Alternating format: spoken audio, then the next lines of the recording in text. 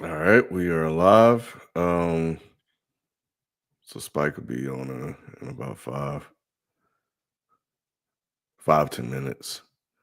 But while we wait, and we're not gonna wait the full length of time that it's gonna take for him to get here. But I do have a question for you though. What's that? You said that Playboy Carti's I Am Music is hitting. What do you mean? um, Jalen, feel free to pop on here too. it's because the whole time I've been seeing the chatter about it, and a lot of the people who are like legit over the age of 32, I would say, are like, this ain't for us. They're not even trying to even entertain it, but they know it's a big hit. Um, got all the streams and all that stuff. Mm-hmm. It's I forgot. I think Jalen said it best. It's kind of like heavy metal for rap. Like, especially that first track. That first track is I'm not gonna lie, I disgusting. think the first track is actually pretty good. Well, to me, the first track is disgusting. But it sets the tone early. It's like, all right, yeah, this if you into some boom bap or whatever, if you're not into raging, um, if you're not into this type of music, then we gonna get you up out of here early. And I love that because by the time you get to like, what song did I like? For me, it was like by the time I got to, because I ain't gonna hold you, I didn't even like the first few songs. Hold on, I'm By the trying time, to figure out which one caught my ear. Hold on. by the time you get to like Evil Jordan and stuff, like the fourth and fifth track, then it's like Uh-huh. okay, Oh, here it is. yeah, I'm kind of feeling it. Cause like for me, with Playboy Carti, like I fucked with his first couple albums, especially that Dial-It album. That's his. That's You his. like that? That Dial-It is probably one of my favorite albums of the last 20 years. Cause it. I don't even know if he can even get back to that type of that music wave. Cause he was in a pocket, and every artist that he collaborated with, damn near was hitting too. For that album. I Am Music is like it's a I don't even know how to classify it because I'm not gonna say it's great. I'm not gonna say it's good. I'm not gonna say it's bad. It's just like if you understand it, then it hits, and then you have to go in and understand like this is just I think Q said it like it's just kind of like it's new age rap. It's like heavy metal rap. It's like hard rock rap where it's just meant for you to rage out in a crowd. It's meant for you to be on drugs. It's meant for you to be in the middle of a field with a bunch of other young people doing shit that you shouldn't be doing. And it hits when you understand it from that point. Like if you're working out, it'll hit, it'll keep you going. Um, and then the beats, the one thing I do like about Playboy Carti, he has a good ear for beats. It's just the way he uses them is weird. Um, that's why like my description of it's it's all over the place because I can't tell you that you're wrong, Ken. But I know that if you didn't feel it, that it's basically going off a feeling. If you don't feel it, then you're not gonna understand it at all. You have to like get it off of like the energy of it. So FIFA, I can't hear what you're saying. so I had to play the first track. So here's the thing about the first track. That beat is crazy to me.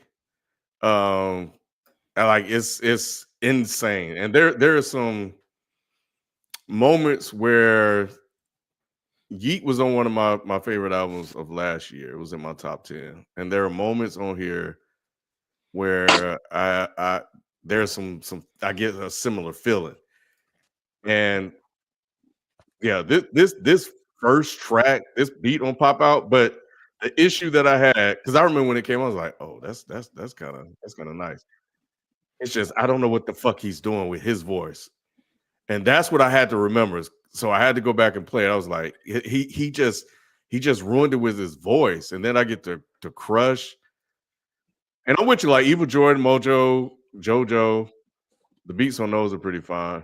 Uh, Like but his genius shows up on no, bro. Backdoor. Backdoor is when it's like, okay, this dude is this dude is a genius when it comes to doing what he does. It's kind of it's I feel like to describe him as like when Future first came out, when Thug first came out, people were asking themselves, what the hell is this? Like, this isn't music. This isn't nothing. This is crap. And then all of a sudden, you see the full genre come out. Like, I think Playboy is creating his own lane in hip hop. I think hip hop is young enough still to we're still getting different subgenres within that. And I think Playboy is leaning into that. I think Travis Scott sometimes taps into that, but he still does very traditional or at least more modern contemporary sound in hip hop sometimes to bring you back in. But Playboy is in a different lane like that. I think Uzi's probably in that same lane with Playboy. That's why they work well with each other. But Jalen, correct me if I'm wrong, but like I just think that my main thing is like I don't know where Playboy goes from here. This may be peak Playboy, but I think you over explaining it, Nick. It's just energy, bro. I don't know. Like they can't listen to it because their ears are automatically going to wanting to listen to the lyrics immediately. Like that's how they've been trained to listen to hip hop and like Playboy's energy. It's the same thing with Travis Scott, low key. Like you're not going to hear no lyrical pieces put together. It's like, all right, first I need to hit like the beat is the first thing that hits, and then what he's saying is just energy. Like it's not even you did or die. Like dissect what he's saying. So yeah, don't try to make it more complicated than it is. But I feel like it's still needed. You still need to put words to what is going on. You can't just tell people and be like, feel it, bro. It sounds goofy to say that because black people don't do that. You know I sort of disagree with that. I think that vibes and feeling the music was a core part of like 70s and some of the 80s. It's just now there's this inaudible sort of thing that these guys are doing that, to Jalen's point, requires retraining. And in our conversation about it, I think that what he's doing, especially on this album, and is interesting. So there's an interesting thing that he's attempting to do with hip hop that appeals to a certain fan base, and they're liking it. I'm not there yet. The one I was thinking about when you said Dalit, I was thinking about Whole Lotta Red, and so I got to go re-listen. Yeah, he keeps Dalit. pushing the envelope. Like it started off with that first album with Magnolia, like, and Magnolia is a great found. No, I'm just saying, like Jayla, like Magnolia is a great foundation to feel like, all right, this is a great entry. Dalit was like, if you're gonna get off the ride, get off right now because it's going up from here. Then you had a Whole Lot of Red, and then you got I Am Music. He keeps music pushing. Seems safer though, bro. It seems safer than Whole Lot of Red to me. Like if it's more mainstream than like Whole Lot of Red. Whole Lot of Red, just I understand why people don't like it when they first listen to it. I feel like that one was a pushing the envelope. This one here is a little bit more safer. You thought Whole Lot of Red was pushing the envelope? Yeah. Lou about to crush everything you saying. Nah, he let me backstage for a reason, Sheldon. He know I ain't listen to this shit. I know. You about to crush it. You about to crush it. Who? Somebody was speaking positive about it? Yes, bro. It's two in the right corner. Bro, all I'm saying is expected from Doc. Y'all niggas old. I don't even listen to Lou for musical opinions. Yeah, he was talking about Turk. Ever since then he lost his credibility. I can't believe y'all niggas had Turk ranked that high, but Lou is what? Lou is the Y2K OG nigga. Where anything after 99, bro, you never lost to that. He ain't even want to listen to Key Glock and he from Memphis. I ain't want to, and he from Tennessee. I ain't want to hear nothing from the fact that he's not a flag waver for Key Glock is insane. It's Key Glock crazy. is the greatest for y'all niggas. Key Glock is the greatest thing that you're gonna have anywhere near Tennessee right now. Please stop. Just telling you, I keep telling people the last gift that Dolph gave us was Key Glock. Because Doc, he ain't even hear that 3 a.m. He not bad. He not bad. I wouldn't listen to him though. Y'all need to listen to who I've been sending y'all belly games. Doc won't even respond to me no more when I send him my guy. The crazy thing is like Sheldon, he stopped even responding to me when I send him. Sheldon, bro, I can't believe you keep sending that shit. He keep on trying. You don't like it, Ken? That's the best dude out right now. He keep on trying to pushing that white artist on us, bro. It's not white, bro. It is, bro. Nah. If Barack black, he black. He Bubba I'll Sparks' tell you. cousin.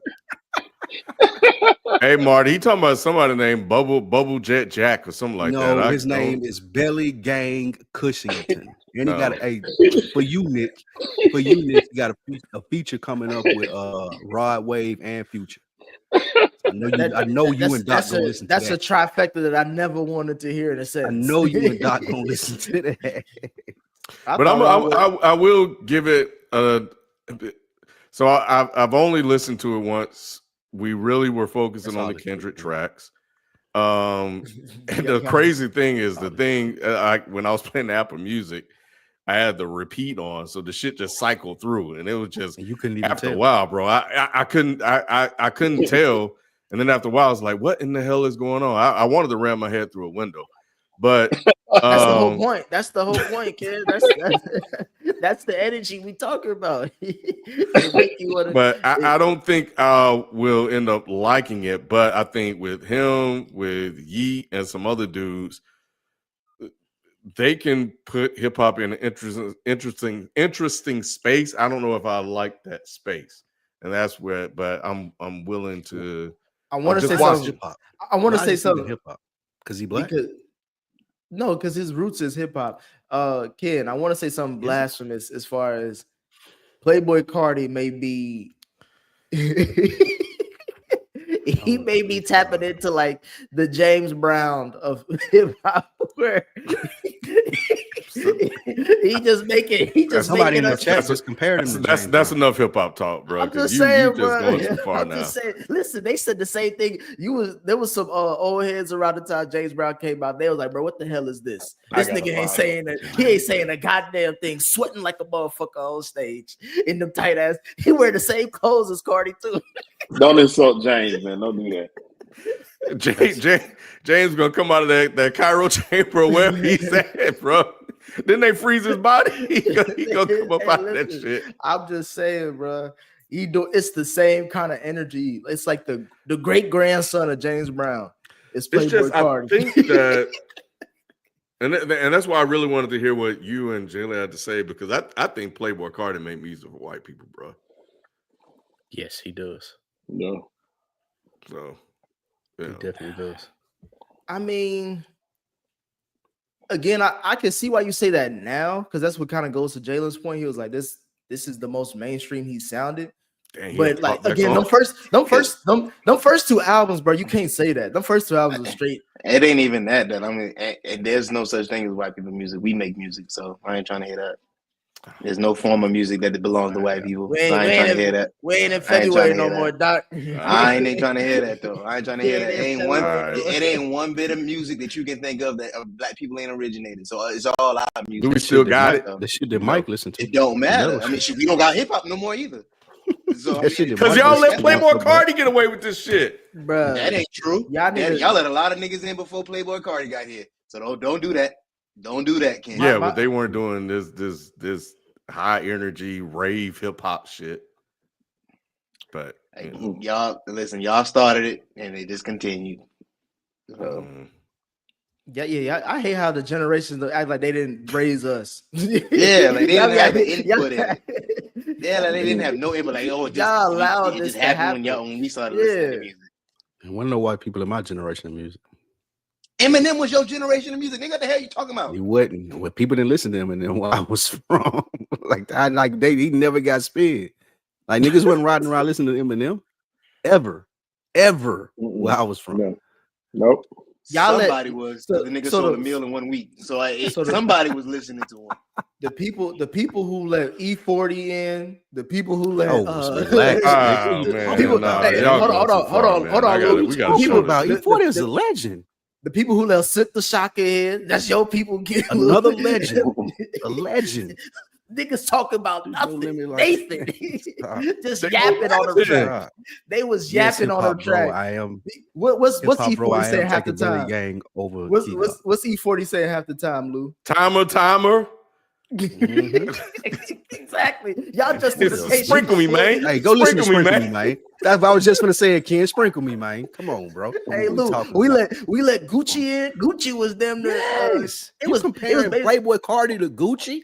I'm just saying we let people in that are the fathers and grandfathers of Playboy Carti. Gucci Man was These literally niggas- there cough is no syrup on a father. track. The father to Playboy Carti is Marilyn Manson. That's who his father is, bro.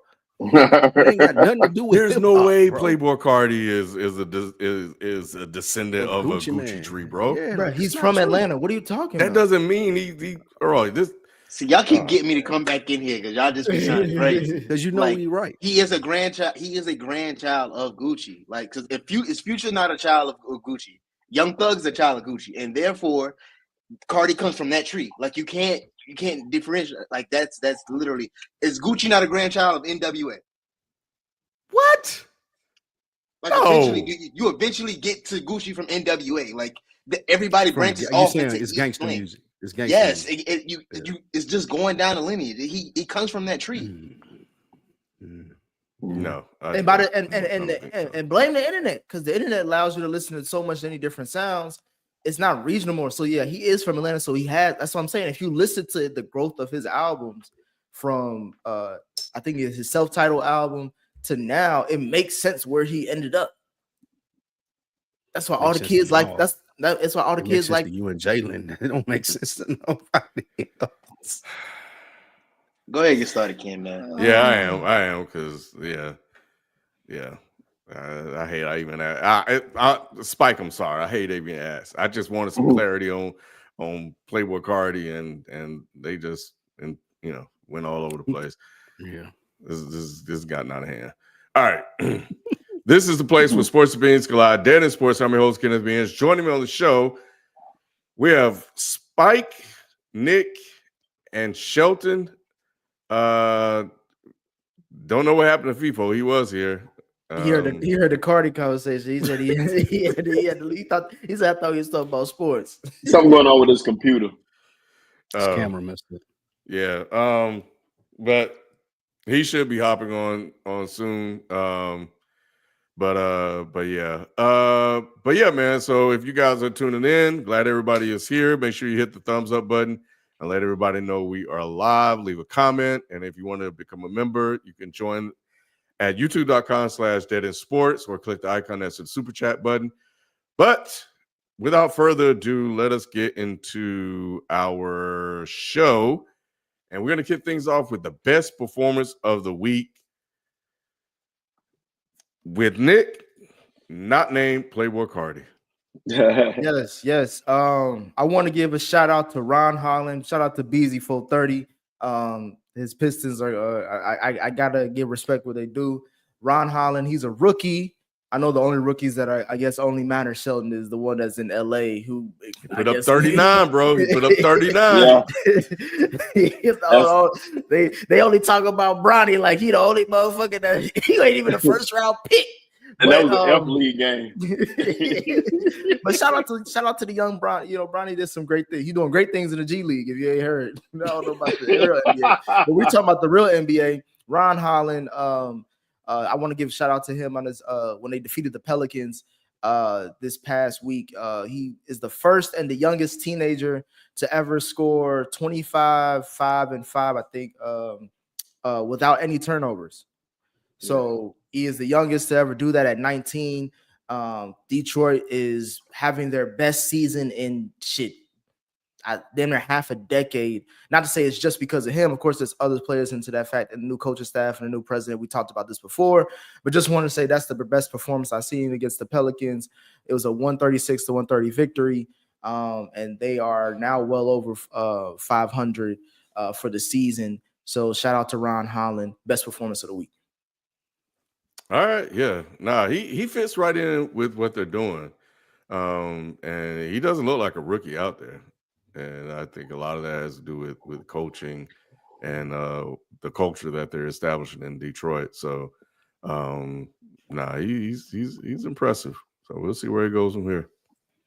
Yeah, I like what Detroit's cooking up. I feel like they're the East Coast version of Houston, which we'll talk about later. Mm-hmm. That's the best example, yo. Yeah. Moving on, we are now still in March Madness, and we are making our way through it, having whittled down from 68 colleges and universities to the Sweet 16. To many people's surprise, all 4 number 1 seeds, Auburn, Duke, Houston, and Florida, are still in the tournament, ruining brackets along the way. With that being said, who do y'all see making it to the Elite 8 or Final 4? And any standout players that you guys may have noticed in the tournament so far? Let's see.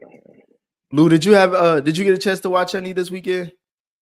Yeah, I watched a couple. I was with family and stuff, so I didn't really get to. I like Auburn. I like number 4 from Auburn. I can't think of his name right now. They low post guy. Johnny Broom. What's his name? Johnny Broom. Can you hear me? Because I'm having. Yeah, we hear you. We hear you. Yeah, we hear you. Yeah, I think I love his low post game. I think that he's a good college big man. I expect Auburn to go far. I know Bruce Pearl likes to jacket, but pause. But I'll see how far he can crazy. Pause. I was like, oh, we let this get away early, boy. I had to catch that myself. I don't know what you came back with from Tennessee, nigga. Check yourself. Arkansas, I like their coach. I think coaching in college basketball goes a long way, probably more so than any other sport. And I think Rick Pitino, well, is Rick Pitino or John Calipari? It's Calipari, right? Yeah, I think Calipari is going to out coach and kind of get his team at least to the Elite 8, maybe the Final 4. Arkansas has some talent there. Tennessee, I like how they play, the athleticism, the fast pace, the defense. I think they can get out in front of some people. So I did get to see some stuff. I wasn't heavily invested in it. I was surprised St. John's lost. I was surprised at the move that Rick Pitino made to put their best player on the bench for the last 5 minutes and not play him, even though he was having a bad game. You still got to ride with the people that got you there. So there were some things I seen over the weekend that were surprising. It was, I don't know if it's as entertaining as previous tournaments have been, and maybe just because I wasn't watching it like I usually do, but I think them trying to push it to 96 teams is insane. Like, we barely paying attention to these 68, and they got our attention. So the 96 is outlandish. Yeah, give me Walter Clayton, man. Walter Clayton single-handedly brought back Florida from the brinks of defeat from UConn. He was hooping. Yeah, he looks like a pro out there. In both first and second round, he scored 23.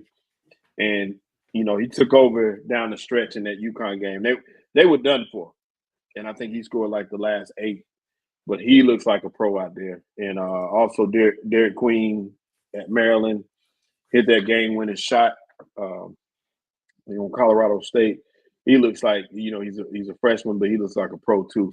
He should have packed his bags for how he was traveling all over the damn court. That shot was.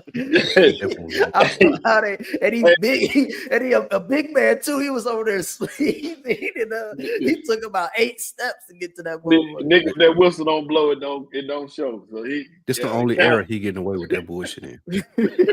On the gather step. What the fuck is a gather step, nigga? Whoa, now, bro. It's 3 steps. When it happened live, you don't notice it because you think he dribbles twice, so he gets away with it. But when it slowed down, you be like, oh, that was about 3, 6, 9. Suck it to me one more time. That nigga took about 30 steps. Yep. No, but I'm with you, Sheldon. Florida dangerous. I just want to say that first and foremost, Florida's dangerous. Shout out to my Bama boys. Hey, kid, we may not get a title in the college football, but we may make it to the Final Four in basketball. If they win this Thursday, they'll face Duke because I think everyone is expecting Duke to get to the Elite 8 Final Four. Even though I think Duke may be slightly overrated, even though they got some talent because they didn't really play nobody yet, honestly, in my opinion. But right. I'm Clayton Jr. I think if he continues to perform the way he does, I think he can push himself into like the top 10 as far as a draft pick. Because he, like you said, Sean, he looked NBA ready. He's a dog. Yep. I was kind of surprised UConn got knocked out, but they weren't really. I mean, they won like 13 straight tournament games up until that point. They should have won that game against Florida. Did you see? The head coach crashed out though at the end. Yeah, he's I don't like how he get away with this bullshit, bro. Oh, he didn't. He's suspended for the first 3 games of next season. He ought to be, man. He been doing this shit all year. I think. He think he can get away with that because they won those 2 titles. Yeah, they got I got mean, fined and they're being investigated for making threats. So they came down pretty hard on him and they're not done. So Good. him Should and be. the AD. Yeah. I do. I thought the St. John's versus Arkansas would be a better matchup because of the head coaches with Patino and Yeah. Calipari. They got literally history together, legendary They hate history each together. But it was that was an eyesore to watch. I was watching that game. That game was textbook. Again, like I said in the chat, textbook reason why Q don't fuck with college basketball right now. But I think Arkansas has a chance to get to the Elite Eight. As far as anybody else that I'm looking at, I think shout out to B with his Michigan State, the Spartans. They should be able to win. I think Michigan will get knocked out by Auburn in this upcoming next round. But yeah, I think by the time we get to the Elite Eight, people need to start tuning in at that point. Like that's when we're going to get some really good basketball. Usually the first 2 rounds are better than this. Buzzer beaters, like stuff to talk about. It's been non-eventful. Because it's sloppy basketball. Even when I was watching the Bama game, these first 2 rounds, because I'm heavily rooting for them, and I'm like, bro, this shit sometimes looks ugly, sloppy, especially like the first half. You got to wait till like the second half for most of these games for it to even get more interesting. But yeah, it's not really sexy basketball like it used. And usually by this point in time, we know a lot of names. We only got like probably 3 to 4 people you could maybe highlight. Everybody else is just kind of like, yeah, these are Bronny level 2nd round picks. Bronny balling though. So in the NBA or the G League? Both. Stop, FIFO. FIFO, don't do it, FIFO. Don't. All I said, put some respect on his name. That's all I said. He's a 55th pick, and he's balling for the 55th pick. No. When do we ever talk about 55th picks? Though? Exactly. I'm just saying. He just had a career high of 17 in the NBA, and he just scored 40 in the G League. 30. What's the dude's name? Do you remember the dude? I can't remember his name, but he came out there with the Lakers, and he had the gray hair. Last year, oh man, yeah. He started was like it Vincent or Vinny or some shit like that? It came out of nowhere. I'm like, man, that's what Bronny did. We ain't gonna talk about no Bronny till he do something consistent. He ain't worth that conversation. Oh yeah, we forgot. Someone mentioned it. Mark Carver, shout out to you. Yeah, he said he agreed with me, Lou. You jinxed Juju, put some bad juju on her. You know what I'm saying? I didn't jinx her. It was Lou. I've only spoke positive about Juju, man. I'm devastated, man. This is one of my worst sports moments in the history of me watching sports, bro. I almost put you. I hope she can get back to worst performance of the week. How is it my fault? How is it my fault? He was hyping her up too much, bro. I'm not hyping. I was accurately hyping her. I'm so sad that this happened, man. Like you I'm put too much pressure on her. You put too much pressure on her, bro. I'm devastated. That knee, she was already hurt, Lou. She came back and saw the show. If you're gonna blame anybody, blame Jaden Daniels' mama. Like Tweets Open Doors did. She didn't want to put that curse on that lady, man. Bruh. It is a shame, because that's the face of the league. And you don't know if she ever gonna be back like to where she was again, like after her ACL. Like that. Don't say that. Tragedy, bro. She gonna be good because you don't know. Like she plays so like one of the strengths of her game was she was so much more athletic than most women are, and that was like what carried her game and what made her look different from the rest of the women that were playing. That's why I said what I said as far as her being the next generational superstar, and for her to like tear her ACL, like that's gonna, I think that'll drastically alter her game. And I know that she's good enough to work around it, but I wanted to see her in like rare form like she was. So man, I hope she gets better, bro. One ACL, people can overcome it and come back like 98% of what they were. Spike 2 ACLs, different knees. That's a little different. 2 ACLs on the same knee, then you're different. You know what I'm saying? But no, I think she'll be back fine. That was an athlete I was looking forward to the most seeing develop over the next 10 years out of any athlete. 10 years, bro. Why over the next 10 years far ahead? I'm just saying, like the person that I was most excited to see, there is no other person in sports that I was more excited to see than her develop. So you know what? You just haven't gotten to that age yet where you don't even want to I don't even want to look 10 10 years years ahead. ahead. How old he? Yeah, you ain't made it there yet, Spike. You get to my age, bro. You ain't the last thing you're gonna be like, man, 10 years from now. Okay, even take the 10 years out of it, Ken. I was really interested. I was really interested to see like how her career was going to like. I thought she was like a generational talent. I still think she is. I hope it don't nothing change. Yeah. Okay. Bill, you right. Take it day by day, bro. I'm telling you, man. I'm almost there, y'all. I'm almost there. I ain't going. Oh shit. Just think about how old you're gonna be in 2 years, bro. I'm telling you, bro. You don't want to do that. She gets serious. But my question is, who the hell watching the NCAA tournament, bro? Don't do that. Don't do that. Nah, I got to, Nick. I clocked in. Leroy done clocked in, bro. Which was still a holiday, Ken. The first day still a holiday. Nah, man. The chat was quiet, bro. Y'all wasn't talking about that shit. I said something. I mean, you said. Nah. What did you say? This game is awful. That was one thing. I don't know. Go back to the first day, Ken. Manny was mad. Them niggas was talking about something totally different from the NCAA tournament. He was like trying to get y'all back. But what was y'all talking about?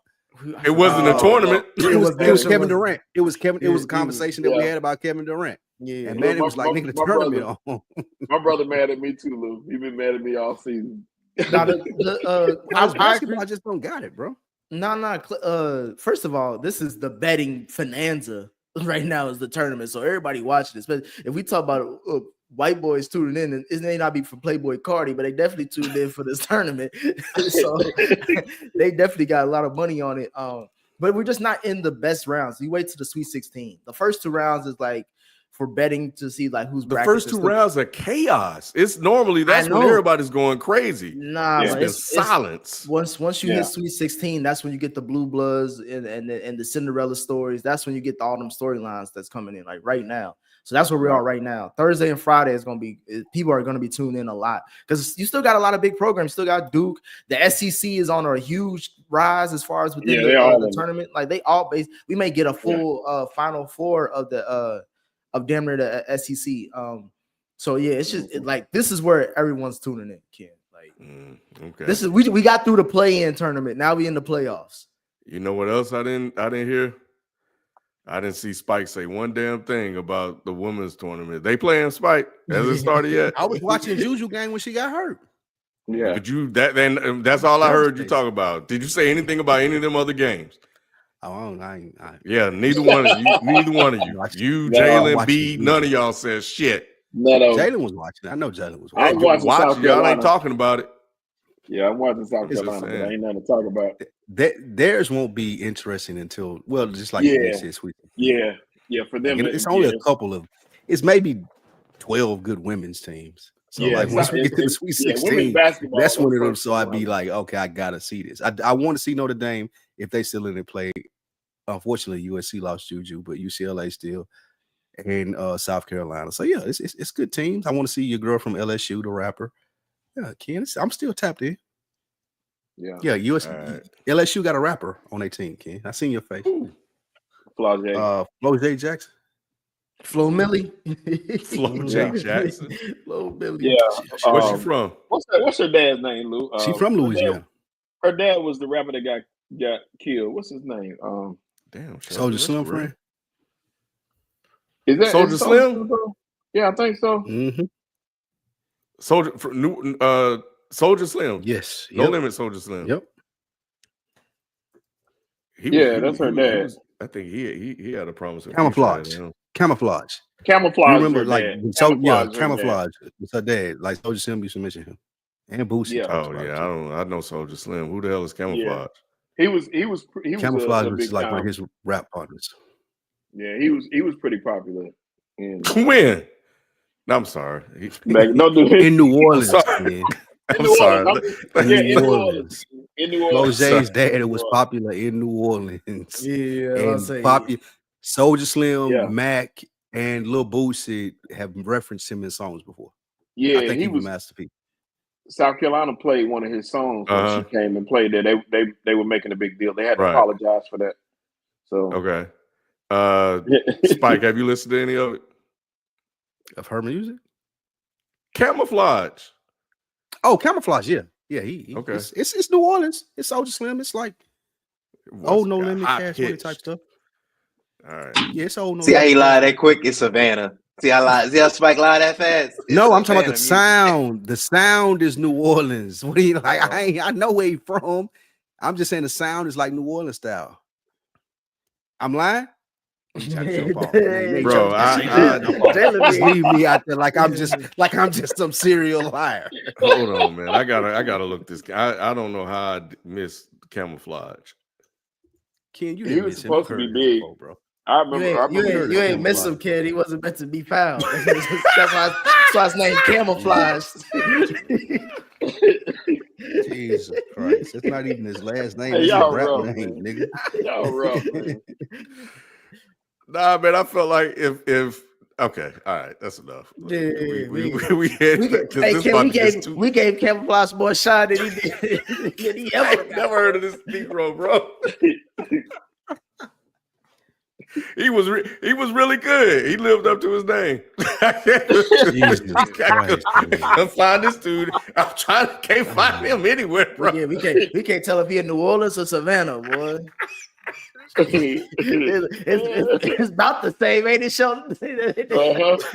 Oh, shit, man. Thank All you, right, Bill. He had fans, Bill. He right. I can't think of the song. Okay. All right. Fuck Hey, man, friends, let's go something to a break, man, and we'll be back. Because this weekend out of hand. We'll be back after this. If you're looking for real conversations and motivations to be your best, then you have to check out Another Week in the Books. Another Week in the Books with Spike, Lou, and Rich is your go-to podcast for growth and community. Plenty of dope conversations take place week to week as they inspire each other to be better through conversations. Another Week in the Books. Oh, oops. All right, we're back. Nick, you up, bro? Oh, for on watch, it's me. It's Sheldon. Oh, yeah, shit. Yeah, My it's bad. on me. My bad. Mm-hmm. Yeah, Yeah, on watch, man. My own watch. We just basically discussed my own watch. Here we go. my own watch is the NCAA tournament, the men's NCAA Michael Jordan tournament. is his own watch. Yeah, no, I would never do that. I would never do that. It's the NCAA tournament, and for some of the reasons that we already named, it's really the NIL is a big part of it. Ken, you're right. And what you said is not being paid attention to. And the big reason is we don't have that Cinderella story this year that we've had in years past because of NIL and the transfer portal. Already this season, there's been 700 people that's entered into the transfer portal. 700. And we in the midst of the tournament. So that's crazy. And what you're seeing now is similar to the women's tournament where those lower seeded teams where we had the Valparaisos and the St. Francis and all these teams that stood a chance, they don't stand a chance anymore at getting past the first round. You used to have 15 beat a 2. You'd have a 14 beat a 3. There's no chance of that anymore. So right now, when you look at the brackets, you got 1 versus 5, 2 and 3. So you got all your main seeds still available. And there's no Cinderella team. There's nothing to hang your hat on. There's no stories to it anymore. And without that, that takes away the casual fan from basketball. So that's why they're on watch. And they got to figure out something with this NIL. I mean, these dudes are transferring in the middle of the game. They're putting their names in the portal. A Michigan player the other day, and they're still in. They put them in there, and it's affecting basketball tremendously. The coach from Norfolk State, he put out a quote saying, "We're just basically we're a glorified JUCO. We're here just to set it up, and if their players perform, they're going on to the next school because they can't afford to pay them." You got one school, I think it's St. Francis, that's dropping this year from Division I to Division III because they can't compete. So they got to figure out a way to make it where the balance of power is kind of even for the haves and have-nots, so you can kind of keep some of your players there. And that's not Republican at all. I went to HBCU, so I want to keep my players at my school where they belong to be and not just taken away because they can't afford to keep them. That's what I'm with. Don't, So it's they not gonna don't happen, watch though. them. go. I know They it's deserve to not. go somewhere where they can make money. Of They I course, want them. I want them. Oh, go ahead. and that's why it's not going to happen. We're seeing it in college football. We're seeing it in college basketball now. The haves and the have-nots. The bigger programs are going to get the best players. They're going to get the best talent. And until they regulate it, and even if they regulate it, like, what are they going to do? Put salary caps? Like, you know, like, this is the Wild Wild West. They're not going to be able to fix it no time soon. And these big colleges, we're starting to see, even in football, right, like a shift in power to the Big Ten. It's no longer the SEC the best ones. Why?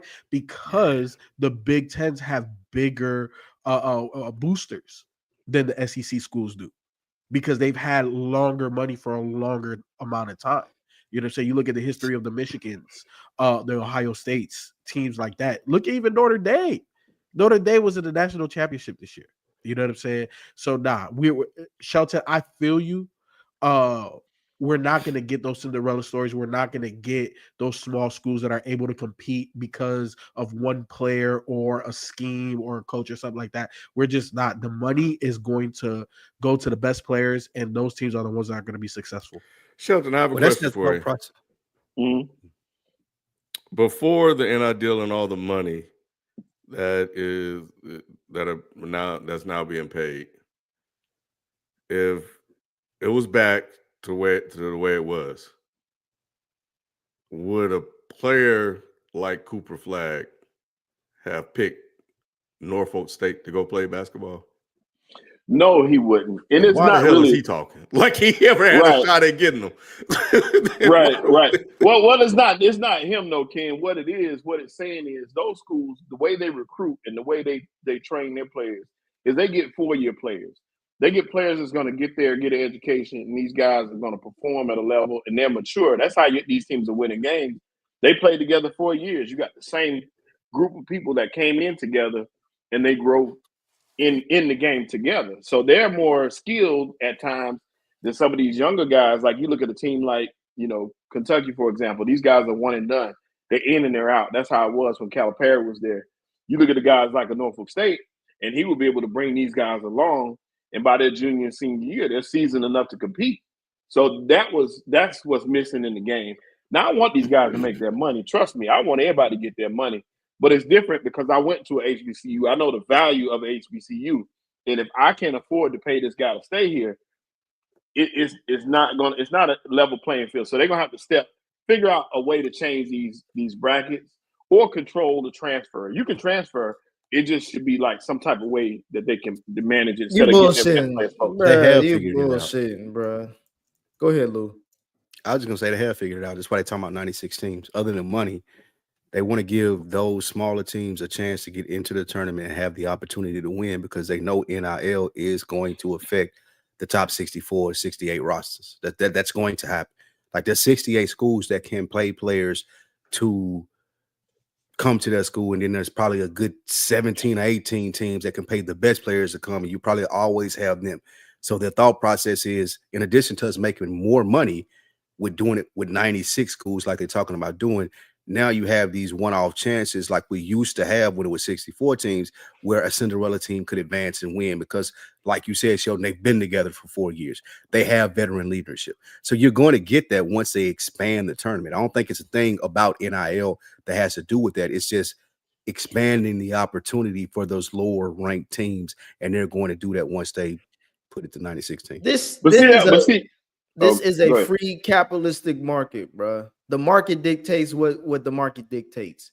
You know what I'm saying? These kids ain't been getting paid for generations, and we trying to limit them based off of competition. Don't give a fuck. We know who's gonna be in the Final Four, Elite Eight. It ain't gonna be Norfolk. It ain't gonna be most of these motherfuckers. We don't really want to see. At the end of the day, people really don't want to see Cinderella stories win. They just want to see them mess up a bracket so they can win on they betting shit. I want to see them win the first two I rounds. disagree though. I disagree though. No one wants Cinderella teams in the Final Four and the Sweet 16, bro. I disagree. They always nobody did. wants to see that, Sheldon. I could think about that ain't TV that you want to see, bro. This is a TV show at the end of the day. I don't want to see George Mason in the Final Four. They do because they're gonna get waxed. You got to think about, and I agree with you. But you got to think about the casual fan. Basketball fans are going to watch it. Just like with the women's game, I said that too. basketball fans are gonna watch anyway. But you got a casual fan that's riding on a story, and these people pick it up, and they will come along and they will watch this thing, and they'll get on that train. They'll wear the T-shirt. They don't even believe in sports, but they believe in Cinderellas, and they'll follow that team. What's the lady's name? Her name was Sister June or something like that. Yeah, with St. St. Francis and St. Mary's a couple years ago. Everybody was rooting for St. Mary's, and I'm not the basketball fans, but I'm talking about people who don't even care about basketball was watching it and watching her. These people were watching McNeasy, and the trainer got an NIL deal because he's so popular. People like the Cinderellas. They like the fact that McNeasy knocked off whoever they knocked off. But you didn't get enough of that, which means you're going to lose your casual fans, your casual observers. Now, basketball peers like us, we want to see basketball play. We get to see that. Now, the problem is, at the end of this, half these dudes going to transfer anyway. They're going to move on and get some more money somewhere else. It's just the reality of the situation is whoever got the most money, and it's not your best fit, not your best situation. It is just whoever got the most money, that's where I want to go. So it kind of affects the game in that aspect. Now, I'm with you, though. I want the boys to get their money because I've always said that. They generate the most money. They should get the most money. Not when you talk about limited transfers and all that shit. Well, and I think, and we'll move to the next topic, is what Nick said is early on when we had the discussion about it, is that it's gambling, bro. Those are the people that are watching now. They don't care about anything else. They got their little brackets up. They in the prediction markets. They doing all this. They're the ones watching the game, not for interest, but for their parlays and shit like that. So, I think that's what we're seeing. And I think that's another reason why they might be moving to 96. Outside of that, nobody gives a damn. Moving on. Let's talk about a team that nobody cared about for a while, but in their last 10 games, they are 9-1. And that team, it's not the Lakers. It's not the Cavs. It's not the Knicks. It's the Houston Rockets. After being in NBA purgatory following the James Harden era, they are currently the second seed in the Western Conference, led by head coach Ime. This nigga really cheated on Neil Udoka. Can we take the Rockets seriously this upcoming postseason? And does Ime deserve Coach of the Year recognition? He does. Here's the thing, right? Like what I always say about young teams, they're 2 mango seasons away. Their best player, Jalen Green, I think he's in his 3rd year. We've seen him raise his level of play. Amen Thompson is in his 2nd year. We see he raised his level of play, but they just not ready yet. When I look at this team, I look at them a lot like Boston / OKC, where it's homegrown talent. And they have a really good head coach that has put structure in place and they play defense first. And that's how they get easy buckets. But in the half court situation, they got Sengun, again, another person that they drafted, extremely versatile, can handle, playmake. And to me, you have their version of Jaylen Brown and Jason Tatum. So they are going to be great.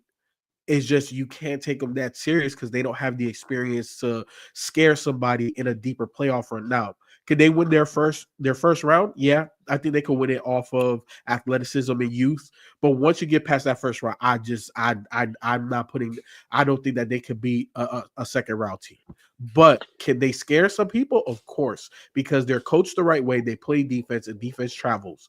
But are they gonna, execute down the stretch without that experience? I don't see that. Now, I do know that they do have 2 veterans in terms of Fred VanVleet and Dylan Brooks. Dylan Brooks, right? Yes. Those guys have extensive playoff experience, especially when you're talking about VanVleet, a champion, but that's still not enough.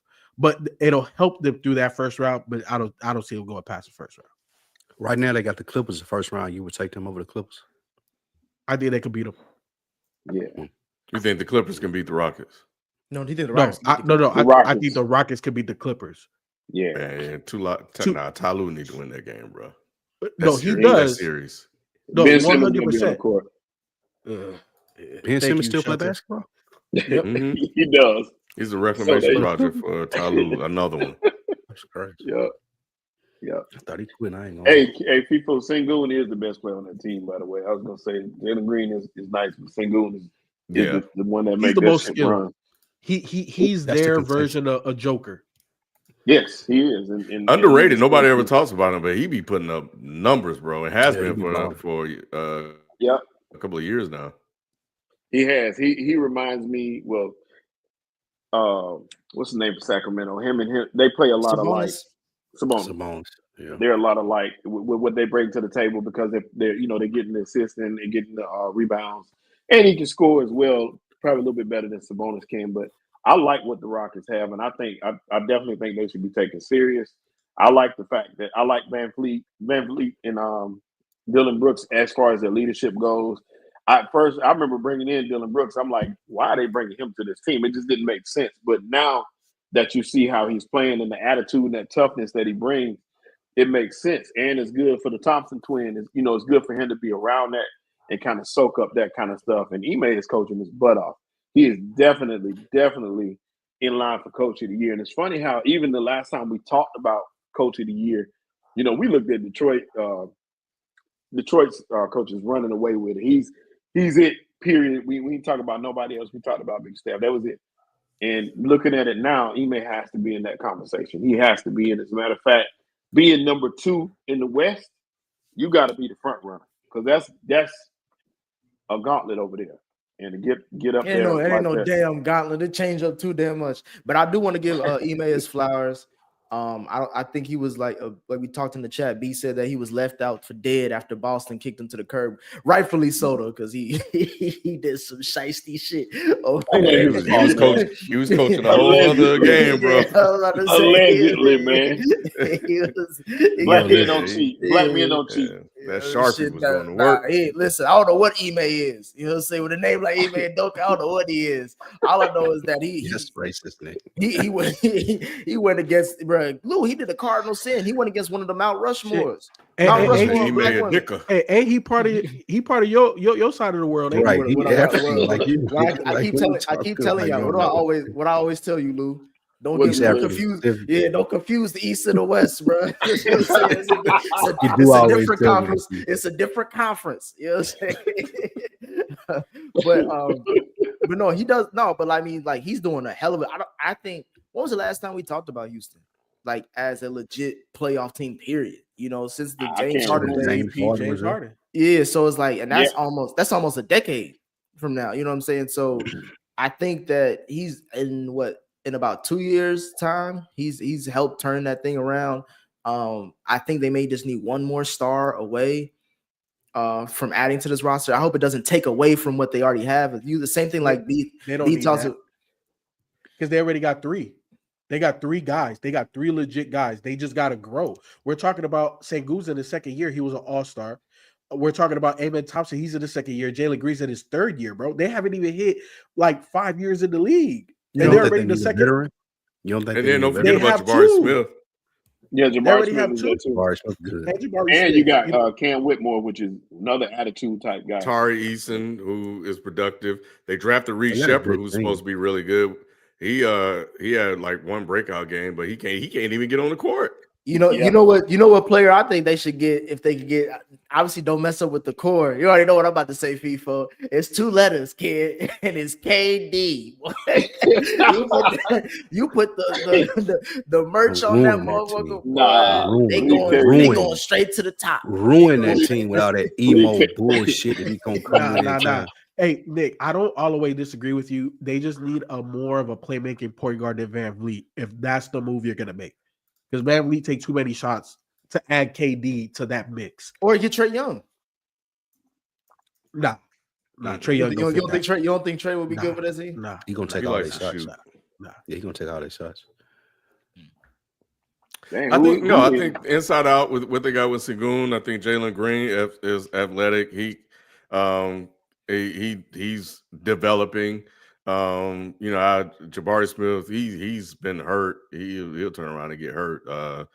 and he got hurt this year. But the guys that they have coming off the bench come in and do a good job. But I think the guy that I find really the most impressive is Amin Thompson.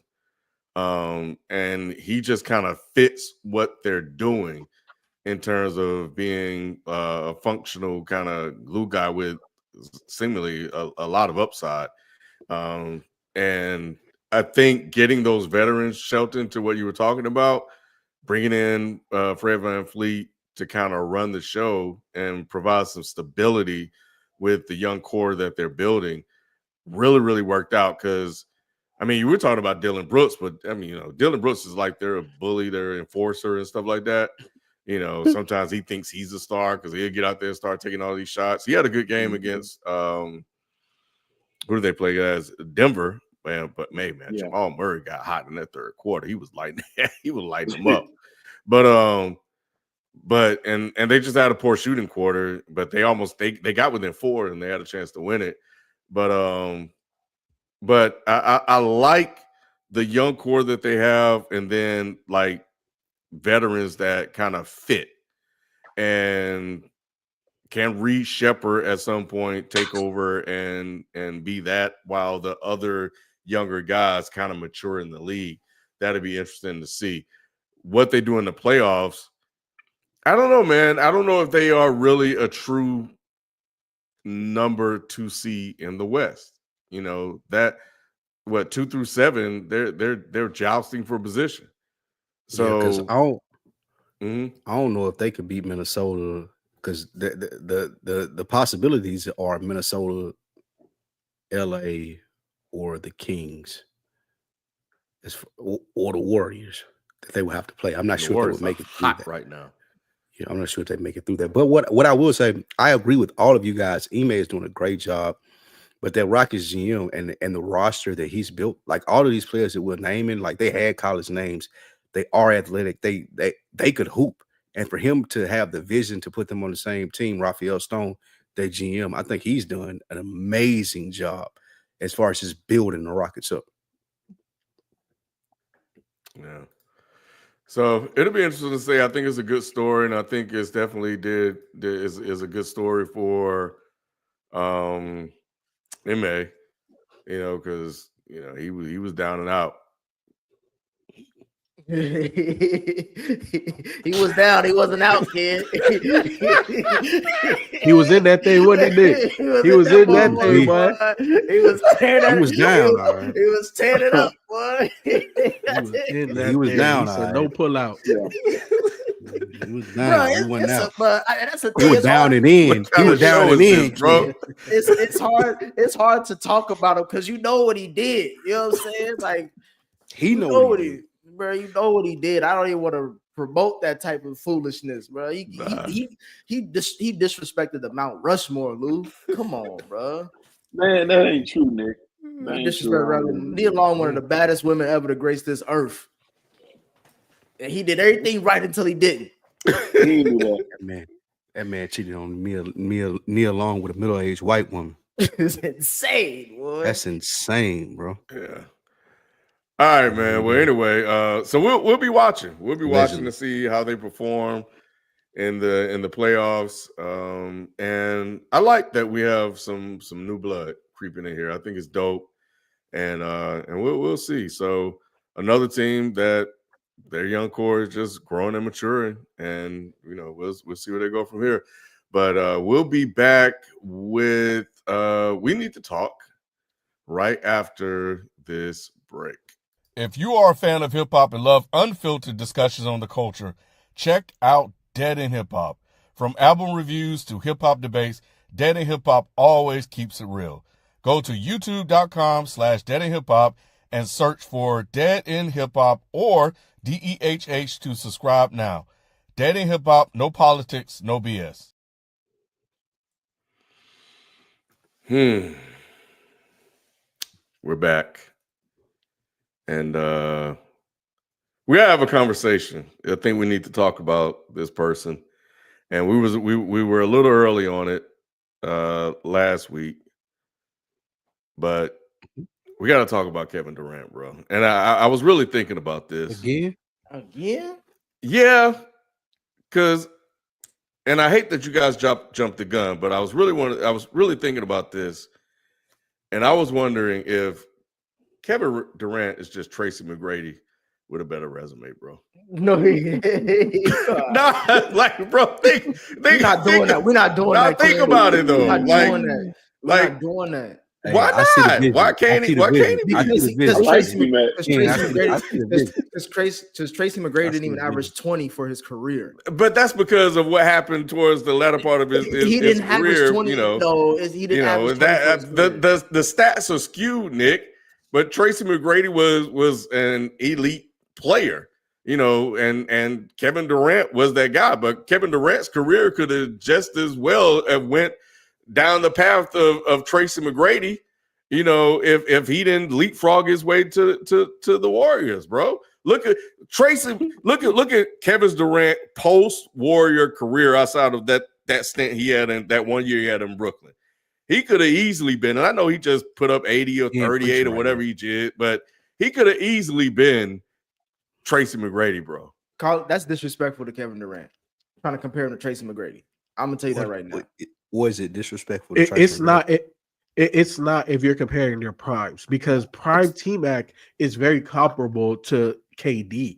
Like everything that KD can do, T-Mac was able to do. And I would even say T-Mac was more of a dog on defense than what KD is. KD has the ability, but he doesn't always necessarily show that aggression on the defensive side, where T-Mac, like, especially in matchups like against Kobe, LeBron, when LeBron first came in, like you saw T-Mac raise his game. Now, the thing about T-Mac was, because he came out of high school early on in Toronto, he didn't always get all of the opportunity, right? And then in the later part of his career that Ken is talking about, he had injuries. KD has also dealt with injuries, but KD was greater earlier. But if we're comparing their primes, it's extremely comparable.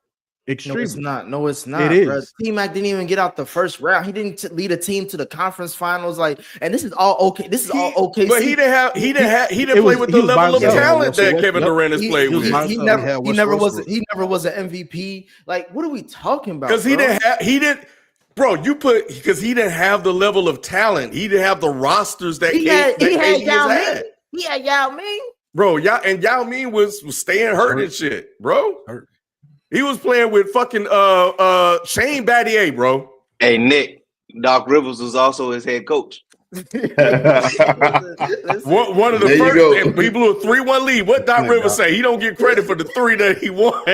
He only get credit for the 3 that he lost. Hey, there was so much to talk about today. I wanted to make time. That should have been the worst of the week for me. I should have picked that Doc Rivers quote. Doc Rivers is crazy. That's Glenn, Nick. Yeah, Glenn Rivers. I ain't calling that motherfucker. He ain't no doc to me. Hey man, I'm telling you, Nick, bro. I was thinking about it, and I don't know. I think y'all have the hatred that y'all have for KD should be studied, because it makes no sense. To pull a T-Mac comparison out the closet is ridiculous, nigga. Like, it's not hatred. It's accurate. It's accurate. You giving him way too much credit. Y'all giving T-Mac way too much credit.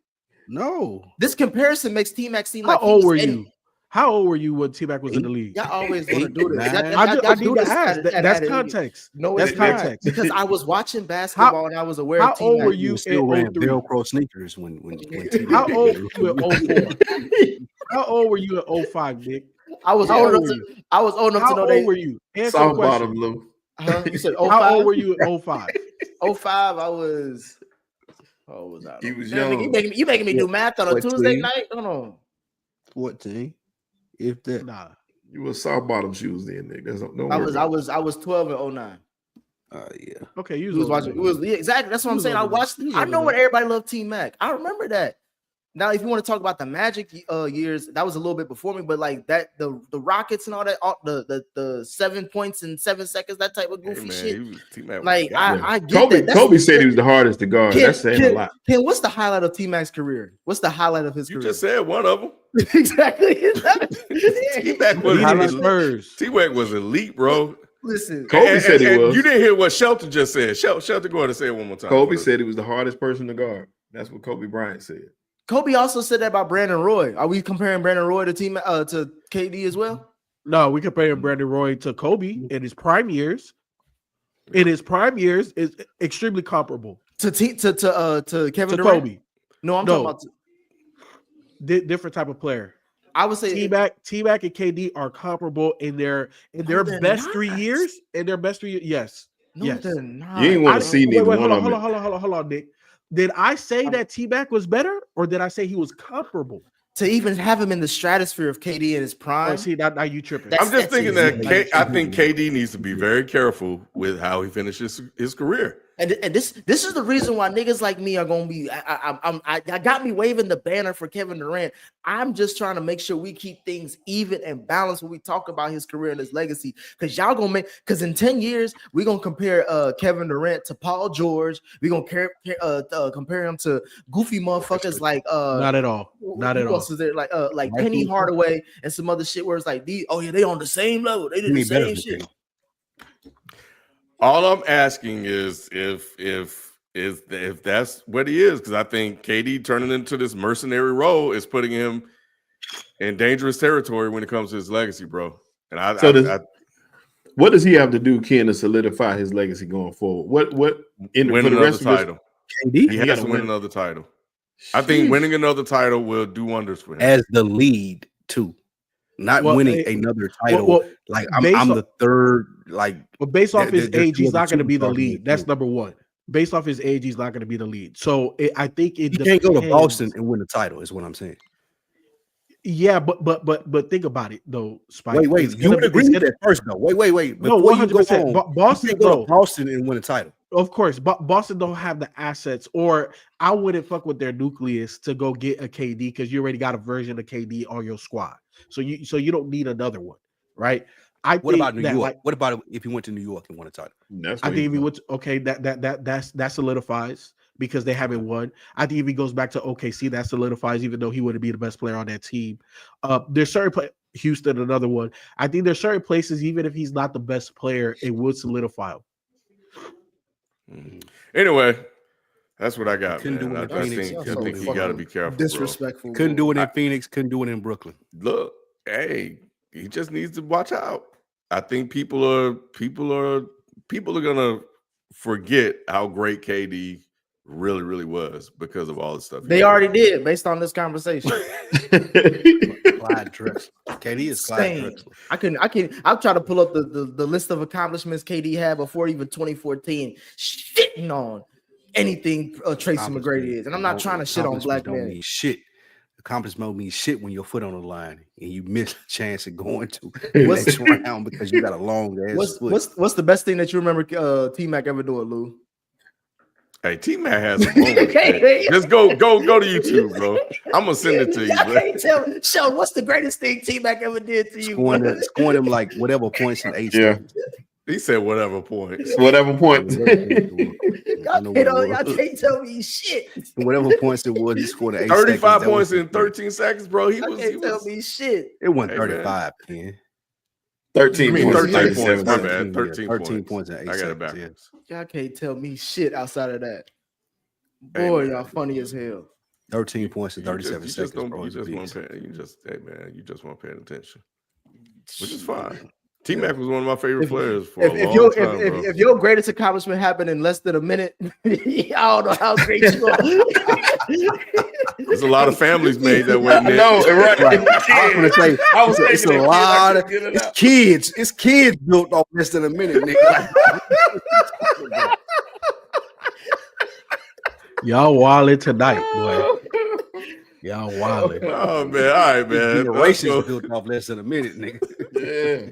Let's go to the NFL, man. NFL free agency has calmed down a lot, but some moves are still being made. The New York Giants have agreed to a 2-year deal with everyone's favorite QB preacher, Jameis Winston, while the Pittsburgh Steelers are still waiting on Aaron Rodgers to decide whether he wants to be their starting QB for the 2025-26 season. Between these two franchises, which one is in the worst QB situation? And we also had some breaking news before we came on air as well. The Giants have made a decision on their starter. Is that correct?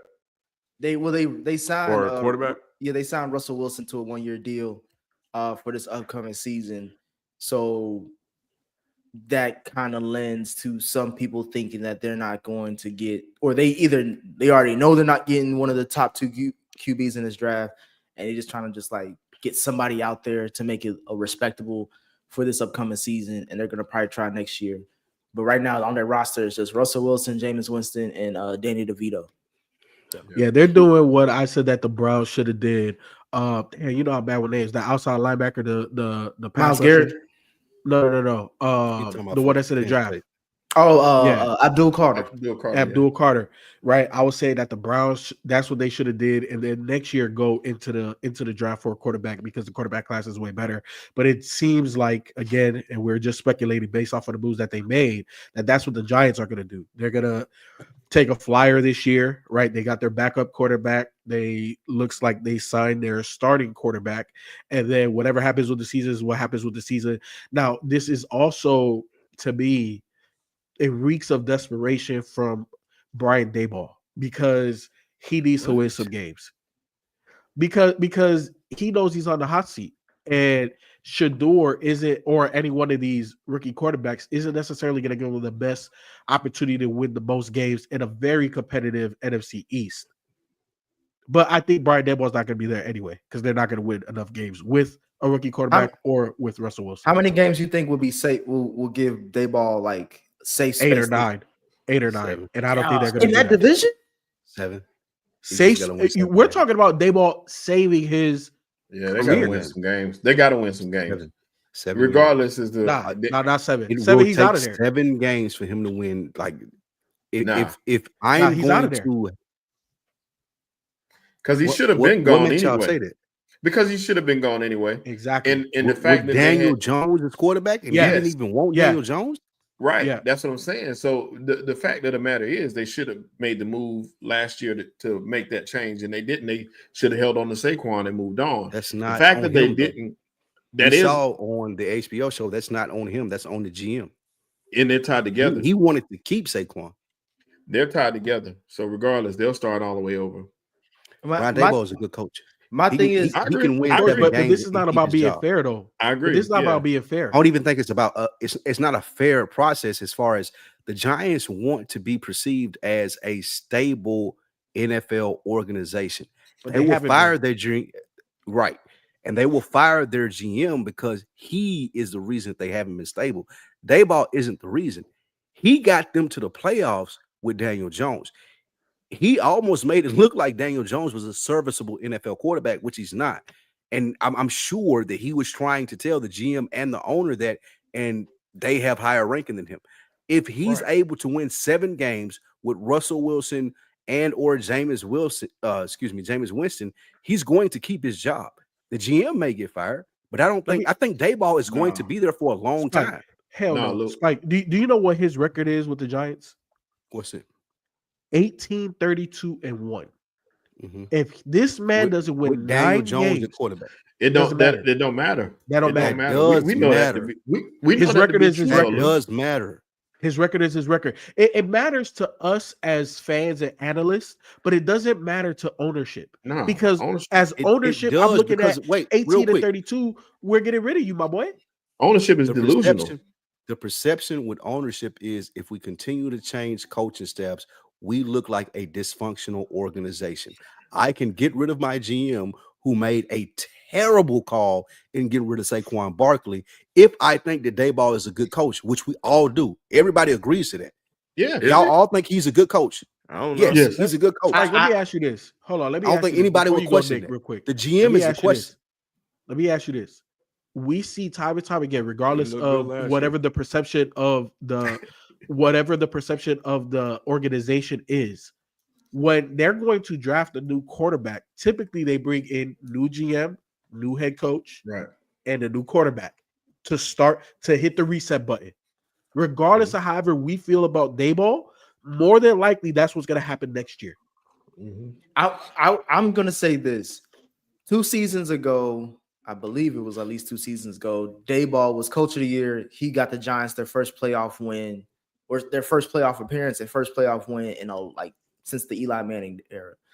I I think that I was more than surprised to see that when that letter came out after the end of last season, that they were keeping the GM and the head coaches, particularly the GM, because I do agree with Lou.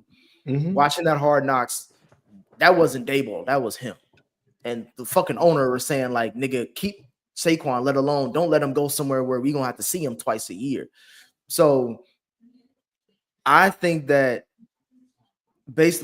and to answer the question, I think that based on these signings, I feel like the Giants are in a better QB situation than the Steelers, because at least we understand, to FIFO's point, worst case scenario, they're going to fire everybody and draft the QB next year.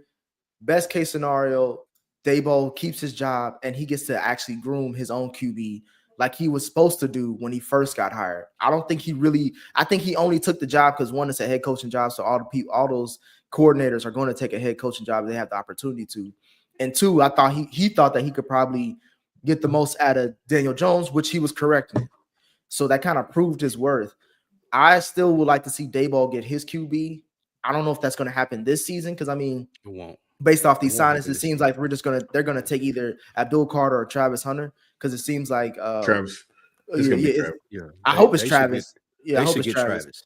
I hope it's Travis, because it seems like one and two is gonna be QBs from with Cam Ward and Shador. Yep.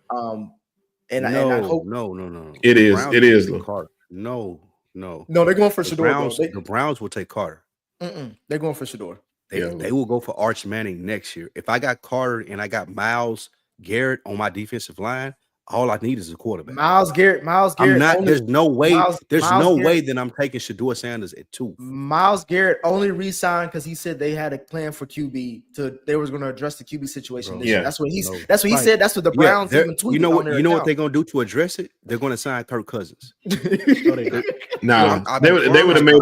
Y'all laughing now, and when we do this in the NFL season, and the Browns are Kirk Cousins quarterback, that's going to be what they do. They not taking a quarterback, especially Shador with number 2. That's not going to happen. The Browns are going to take Abdul Carter, and they're going to solidify their defense, and they're going to wait to next year to hope that they can get Arch Manning. That was my argument last week, but after the Giants made their move, it kind of tells you what's going to happen in the draft, because they're devoid of a quarterback.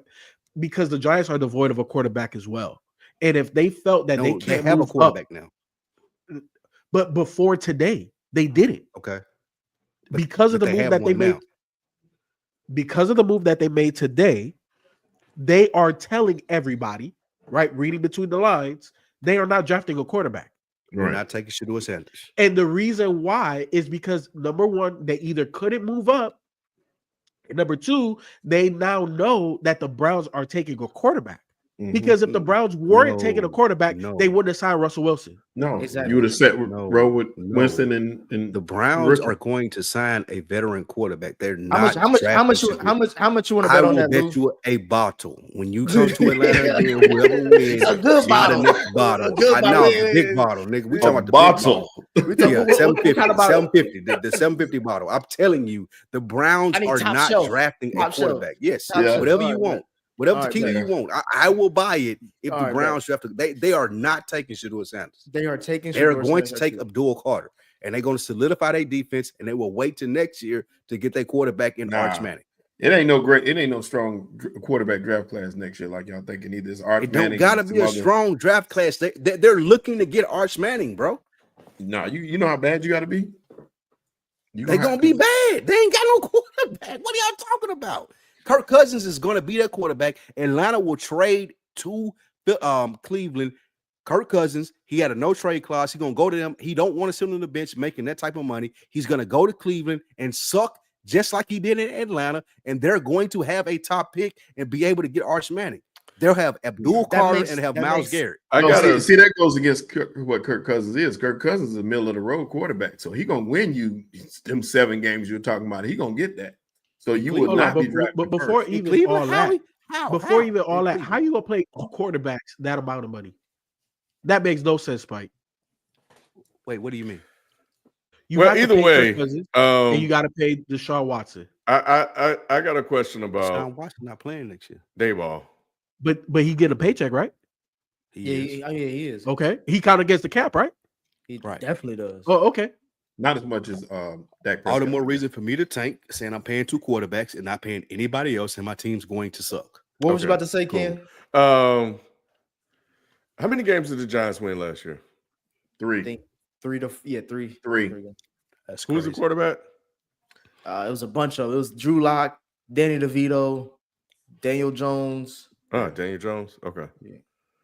And you said that he proved he could win with Daniel Jones? He won a playoff game. Went to the playoffs. They went to the playoffs. What year was Daniel that? Jones, and won. And his coach. That was when That was his first year. 2 That years was his ago. that was his rookie year. And second year, how many games did they win with Daniel Jones? They didn't have Saquon Barkley. Okay. So Saquon Barkley is why Dayball was able to exactly go 9-7. And he was able to hide. He was able to hide Daniel Jones behind Saquon Barkley. He's that good of a coach as to where I know I have this dynamic running back. Just the way the Eagles were able to hire a running back, a quarterback in Jalen Hurts, and I got this dynamic person at running back. I can make the plays happen. Oh, okay. I don't know what you're talking about. You show. So, in spite of Brian Daboll winning a total of 9 games over the last 2 years, the same amount he won his first coaching year, you guys still think he's a good coach. Yes. And that's because he lost Saquon Barkley. Yes. I'll take Dayball in Dallas tomorrow. I think I'm more so banking on the fact that Dayball, when he has his guy, I'm based off what the Giants are telling us as fans of NFL, and if you're a Giants fan, this is what they're telling the fans. He hasn't had his guy yet. He hasn't picked his own groceries. He's just been cooking with what's been given to him. He like a Waffle House cook. You know what I'm saying? I'm gonna try to make you an all-star breakfast, but I ain't really got that much here in the kitchen. I haven't picked my own groceries. I think they're saying this. I think based off this signing, maybe he's saying like this year and next year. I think Dayball may be safe regardless of how the season ends. Why did they sign Russell Wilson? Did they sign Russell Wilson to win games? They signed Russell Wilson to bring stability to the quarterback position. To ensure that Dayball coach.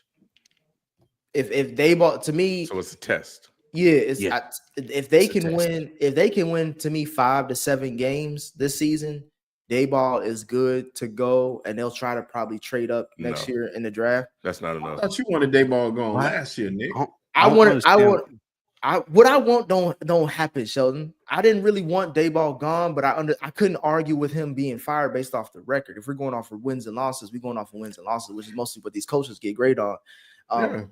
But at the same time, I have always tried to advocate that Dayball is a quarterback whisperer, and he's gotten the best for the most part out of the QBs that he's been dealing with. That was year one, and it's not leading to wins. Which is what you said, based on winning losses. That's what I'm saying. So that's what I'm saying. Like if he was like if he would have got fired last year, I couldn't make a case for it. But the fact that they're keeping him, the only justification is that they're going to let him pick his quarterback either this year or next year. No, I would prefer if they could, I was hoping that they would try to. What are y'all doubting? Because they got won 9 games over the last 2 years, and this year he's only going to win 2 more games, or maybe 4 more games than he did the year before. You want from 3 wins to 5 or maybe 7. The fans still have a losing record, bro. Maybe another situation where an incumbent head coach, right, regardless of his quarterback situation, has this type of record and he makes it a 4th season. Going into a 5th, like it's not going to happen. He's not going to win enough games. He's going to get let go. They're going to pick another GM. The GM is going to pick the head coach, and they're going to run with that quarterback, and that staff is going to have another 4-year run to see if they can turn it around. Robert Saleh got about just to make sure I years. understand. You're assuming that the Giants will suck this year with Russell. We know they're going to suck. Yeah, you're saying they're going to suck. I don't know, Spike. When you say suck, how many games do you make? Like, how many games y'all think? I don't think they win more than 7. A losing record is Russell Wilson. Yes. I don't know. If Ron Daboll can coach, then they should have a winning record.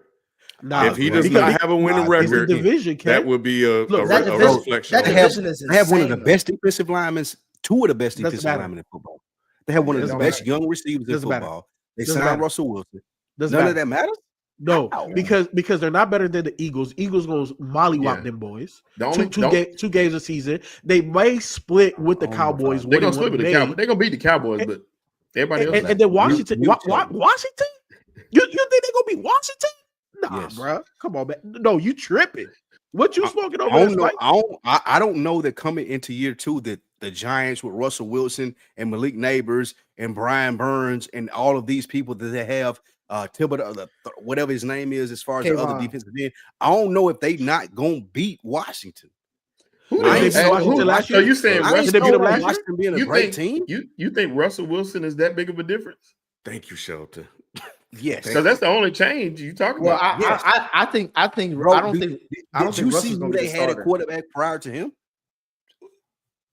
Adding him is what though? I think We all Jameis agree. Winston. I We- think Jameis Winston is that big of a difference. Yeah, we me all too. they had a agree. We quarterback. agree Yeah, that me too. Russell Wilson's success was I'm Mike not Tomlin's, right? I'm not saying that Jameis Winston or Russell Wilson are going to save the Giants and bring glory back to the franchise. I just think all I was saying that these signings bring stability that they're not having a Drew Lock, Danny DeVito. I know his name is Tommy DeVito, but it's better to say Danny DeVito. How is 1 year contract stability? Because we're just trying to get because neither one they're bridge quarterbacks. Just like we're getting to the we haven't That's not talked about stability.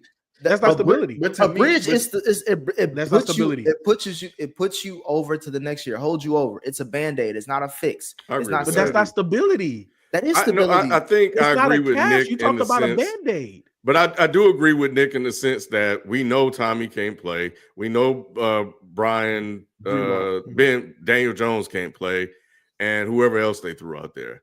We know Jameis Winston is a band-aid. Like he'll get out there and do something. Like if somebody gets hurt, I think Russell Wilson is serviceable enough, and I think it is a sign that they more than likely know they're not going to get one of the quarterbacks that they wanted, so they just went ahead and brought him in. So, But how's that stability? it's because they have stability at the quarterback. At the position. You got two veterans. Stability within their Yeah. coaching. You should have brought back. Russell Wilson signed a 1-year deal. What the Giants ownership is looking for is for them to show them, hey, we can coach a serviceable quarterback to 7 to 9 wins, and we cool. Now, next year we'll draft our franchise QB, we'll move forward like that. But Exactly. if you get 7 to 9 wins, thank you. You're not going to get your quarterback. That's what I'm trying to tell you. There's not a secondary quarterback. They have a lot of pieces, Sheldon. They got a lot of pieces, especially with the 3rd pick in the draft. If I want my franchise quarterbacks in next year's draft, there's a lot of ways that I can go get it. You talking about a team that won 3 games? You're not a couple pieces away. This is what That this ain't is got nothing to do with what we're talking about. They're not trying to win a championship next season. What they're gonna try to do is they're gonna draft the best player available, and next season they're gonna probably give up the farm to get into the top 3 if they don't already get that based off their record. And whoever has the top 3 pick is not going to give it up. Yes, they are, because right now, listen. Because first of all, we don't know what the draft order will be. We don't know who's going to be in the top 5. But what I will say is that right now in the league, most of the league, I should say, has figured out their QB position for the most part. If the Titans and the Browns take their quarterback, that takes them out of the QB carousel. If you go through all the divisions, you'll say like pretty much everybody has their QB situation outside of the Raiders. Maybe it'll be the Raiders. That's what I was going to tell you. It'll be the Raiders, Giants, and maybe one other team. You know what I'm saying? And that's who they'll have to deal with as far as trying to trade up for. Everybody else pretty much either has a franchise quarterback, has some stability at quarterback, and are fine with it and waiting for their opportunity to draft. What I want to get to, though, is we need to talk about Pittsburgh, because if we talk about stability, Pittsburgh is in the worst situation, because what you're talking about, FIFO, as far as the way they win and not being able to pick a quarterback, that's the reason why they're waiting on Aaron Rodgers out of everybody. And that, to me, that says a lot, because you got Cameron Hayward doing this is the most press conference interviews I've seen this motherfucker do, and his recruiting is cheeks. He over here threatening motherfuckers about, look, if you want to be a Steeler, be the Steeler. That's the pitch. Nigga, who want to come over there? Y'all niggas ain't doing shit anyway. Yeah, he's go ahead, Sheldon. Yeah, I was just gonna say, I still think to answer the question, I still think the Giants have the worst QB situation. The only reason is Pittsburgh is a stable organization. Worse than the Browns. So Worse than between the Steelers and the Steelers, Giants. the Giants. Who has the worst It's still QB the situation? Giants. Oh, okay. Yeah. So, and like I said, for me, it's the Giants still. And the only reason is because Pittsburgh is a stable organization. The organizational structure is there, and we know it sounds. So, whatever quarterback That was doesn't going to answer be the Aaron question. Rodgers. That doesn't answer the question. I'm gonna say because you're talking about the organization, not the QB situation. Right, but that in turn affects the QB situation because whatever QB you bring in is gonna have to get in line. And you already signed Mason Rudolph, who's been there before, and he's not no knockout player. What I'm saying is you got stability. That's more stability because he has a 2-year deal. What are you talking about? I feel like FIFA right now rubbing his head. What are you talking about? It's more stability because he got a 2-year deal. We just saw last year what stability looked like. It looked like the same thing with Mason Rudolph. It looked like the same thing with Kenny Pickett. It looked like the same thing with what's his name? Who was the QB? Mitch Trubisky. No, it's a first round exit with a QB that you're not sticking with. That's not a franchise QB. But the Giants ain't getting to the playoffs. That's the point. The Giants understand that they know that they're on track to draft a QB. We can't say the Giants understand nothing because they proved last year they don't know what they're doing. So we can't say what they understand. Sheldon, I could tell you this for sure. They're not picking top 5 this year. Yes. You think they're gonna suck enough to where they pick top 5 again next year? Absolutely. You can't say that about this year or next year for the Steelers, right? Based off what you're talking about stability, right? Right. So it's still what I'm saying. So it's still a more stable organization. No, I'm saying like they at least are going to put themselves in a position to get a top a quarterback in the top 5. So you're saying they're gonna be bad enough to get the pick? That don't make them better. That makes them worse. No, if you're still picking top 5, then that makes you trash. The definition of insanity is keep doing the same thing, then you're going to get a different result. The Steelers keep winning all these games thinking that a QB is going to fall to them when no QB wants to go to Pittsburgh, clearly, or no QB is qualified to play in Pittsburgh. Lou, look at what Aaron Rodgers hasn't said. He went there, he took a visit. He don't want to go there. He's gonna sign. That's the only place he got left to go. He's gonna sign. I know, but I don't think he wants to go to Pittsburgh. Russell Wilson didn't want to. Russell Wilson, they don't want Russell Wilson. Justin Fields chose New York over them. Who else? Jameis Winston. They didn't even call Jameis Winston. Like that's the thing. Is like the Steelers are trying to be beggars and choosers, and you know that doesn't work. They don't have like Minka Fitzpatrick, Cameron Hayward, TJ Watt. They have not won a playoff game. TJ Watt, I don't think has won a playoff game in his whole entire career in Pittsburgh, which sounds insane. Well, and I don't like for them what they're doing, Nick. I do agree. Aaron Rodgers is not it. We've seen it, and I think the way we've seen it with Russell Wilson. These guys are old; they cannot perform at the level they used to, and I think they're in a very dangerous situation bringing in just whomever. And I think that to Shelton's point, they were able to win games with Mason Rudolph, but who the fuck is Mason Rudolph, right? And Mason Rudolph will only lead them to maybe the playoffs and maybe another first round exit. And Mason Rudolph is supposed to be backup in case Aaron Rodgers get hurt and falls apart. Aaron Rodgers also, we know, has an ego. And I think that's going to create a lot of issues. Yeah. Especially with that wide receiver room. It's going to get ugly. So I don't know. I don't like it. Wait. Y'all are telling me if Aaron Rodgers has DK Metcalf and what's the other Pickens, that y'all don't think that will be a upgrade for the Steelers in that situation? Upgrade how? What do you mean by upgrade? Yes, that's what I'm saying. Because they had Russell Wilson last year. He didn't have the targets that he will have. He didn't have the targets that Aaron Rodgers will have. Spike, we need to move on, but bro, you were shitting on Aaron Rodgers all last year, bro. Exactly. What are you talking about? Yeah. Don't do this. Don't do this. We don't even have to continue this conversation. The Jets didn't have DK Metcalf and Pickens. They had Devontae Adams and Garrett Wilson. Yeah. And the issue all year long and the year before was not them, it was Aaron Rodgers.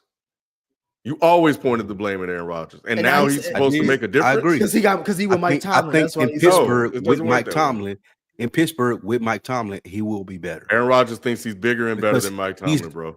He's going to have to be more accountable with that coaching staff and that team. The Jets ain't shit. Like, no disrespect to Manny, but the Jets ain't shit. Like, Aaron Rodgers, like, I run this. This is me. I'm Aaron Rodgers. He's not going to go into Pittsburgh with that same attitude. Right. We'll see. You have more faith than I do. Exactly. And if Aaron Rodgers gives Mike Tomlin his first losing season, we're gonna hear a different tune from Lou. Mike Tomlin gonna beat him up. That's gonna be a fight. Yeah, I don't know. I don't like it. If Aaron Rodgers come in there bullshit, Mike Tomlin gonna beat him up. Yeah. Anyway. All right, man. We'll be back with one more topic, and then we'll close out with FIFO's power rankings and our worst of the week right after this quick break. If you are a fan of gaming, then you need to check out Dead End Gaming. Dead End Gaming brings you honest reviews, hilarious moments, and deep dives into the conversations take place in the industry. No sugarcoating, just real gamers gaming. Check out Dead End Gaming, the world's most dangerous gaming crew, on Twitch or YouTube. Just look for Dead End Gaming ATL. That's Dead End Gaming ATL. All right. Last topic of the night. Let's stay in the NFL. So when it comes to the top 5 quarterbacks currently in the NFL conversation, the consensus right now are Patrick Mahomes, Josh Allen, Lamar Jackson, Joe Burrow, and Jalen Hurts in no particular order. However, since Mahomes and Hurts won the last 2 Super Bowls, which of the remaining quarterbacks in the top 5 has the most pressure to produce a Super Bowl appearance or win this upcoming season? Lamar Jackson. Yeah, I was gonna say it should be Josh Allen because he won the last MVP. It should be Josh Allen at this point, but they keep giving him bail and shooting him bail. It's gonna be Lamar Jackson. Lamar Jackson is. But you know why though, Shelton? Because Lamar has the better team. He's also multiple-time MVP, and his best performances are not in the playoffs. So that's the reason why he has more pressure. I would also say because of the contracts that were given out to his wide receivers, Joe Burrow probably usurps Josh Allen as well, because obviously the Bengals are all in on offense. So it's like, hey, bro, you got to win. This is you got to make the playoffs. 100%. But everybody is assuming, including myself, that the Bengals are going to make the playoffs, right? You make these moves, like these are championship moves.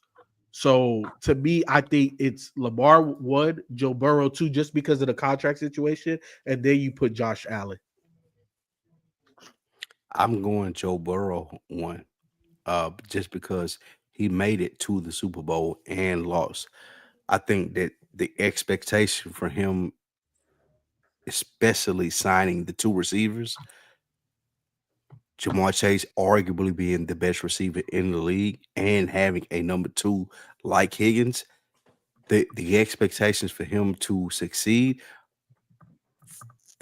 go far and beyond what you would expect from Lamar Jackson and Josh Allen. Yeah, I'm in agreement. I think it's Joe Burrow, mainly for what Shelton was pointing out. Like, he, in the last 2 years, we haven't seen him in the playoffs, and they spent a lot of money on his side of the ball to keep his guys. He put a lot of pressure on the organization, and the organization put the pressure right back on him as far as saying, all right, we gave you what you wanted. Still trying to figure out what they're going to do with Trey Hendrickson. Either way, you got your guys, you got that trio. This trio went to the Super Bowl. So you not only need to prove that you can get you back into the playoffs, but you got to win. I think it's funny because the expectations for Lamar Jackson to me have dwindled. In my opinion, like, I don't think people look at after that last playoff. I don't know about you, Sheldon, but I'm kind of like, I don't really know what to say about Lamar at this point. Like, he wins at a ridiculous rate in the regular season. Mm-hmm. He's clearly individually, outside of Patty, the best QB in the league from an individual standpoint based on getting 2 MVPs.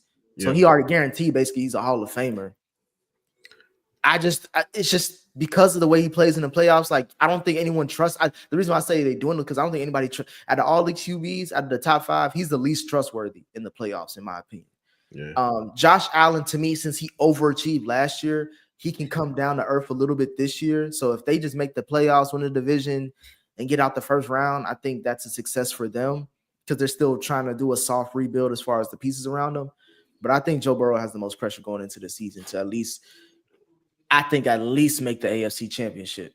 I mean, after that, you could say a Super Bowl appearance. Of course, I would love it, but he has to at least make the AFC Championship game based off the moves the Bengals have made so far this season. I guess because he does not have a defense, and I'm not going to shoot him no bail, you know that.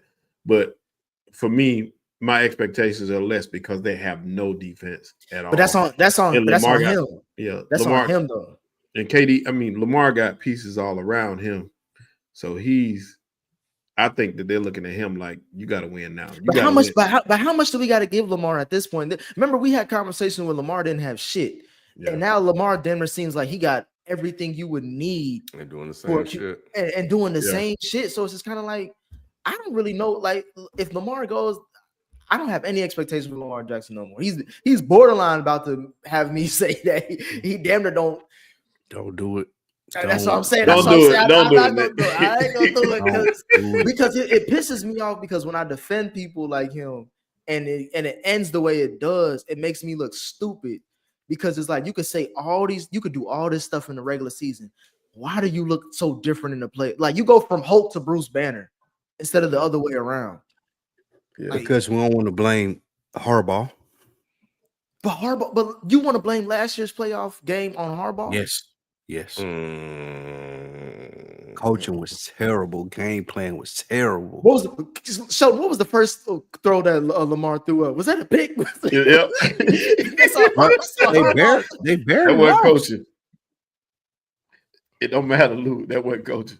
So what did Lamar Jackson just leave the ball on the ground from somebody? He laid it down. He said it. He laid it down like this. Like what are we talking about? Like nobody in the top four has had playoff blunders like Lamar Jackson. Like it baffles me. But I don't. Ken, who you got? Spike, I want to read off Lamar Jackson's playoff stats. I want to hear 8 games.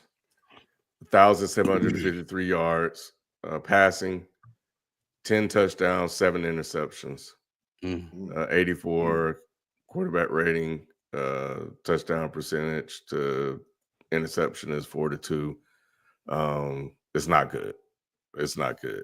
I do think that it is. If I had to pick somebody, it has to be Josh Allen. Like you have to. He has the most pressure now that he has an MVP. Joe Burrow has been to a Super Bowl. He can always hang his hat on that.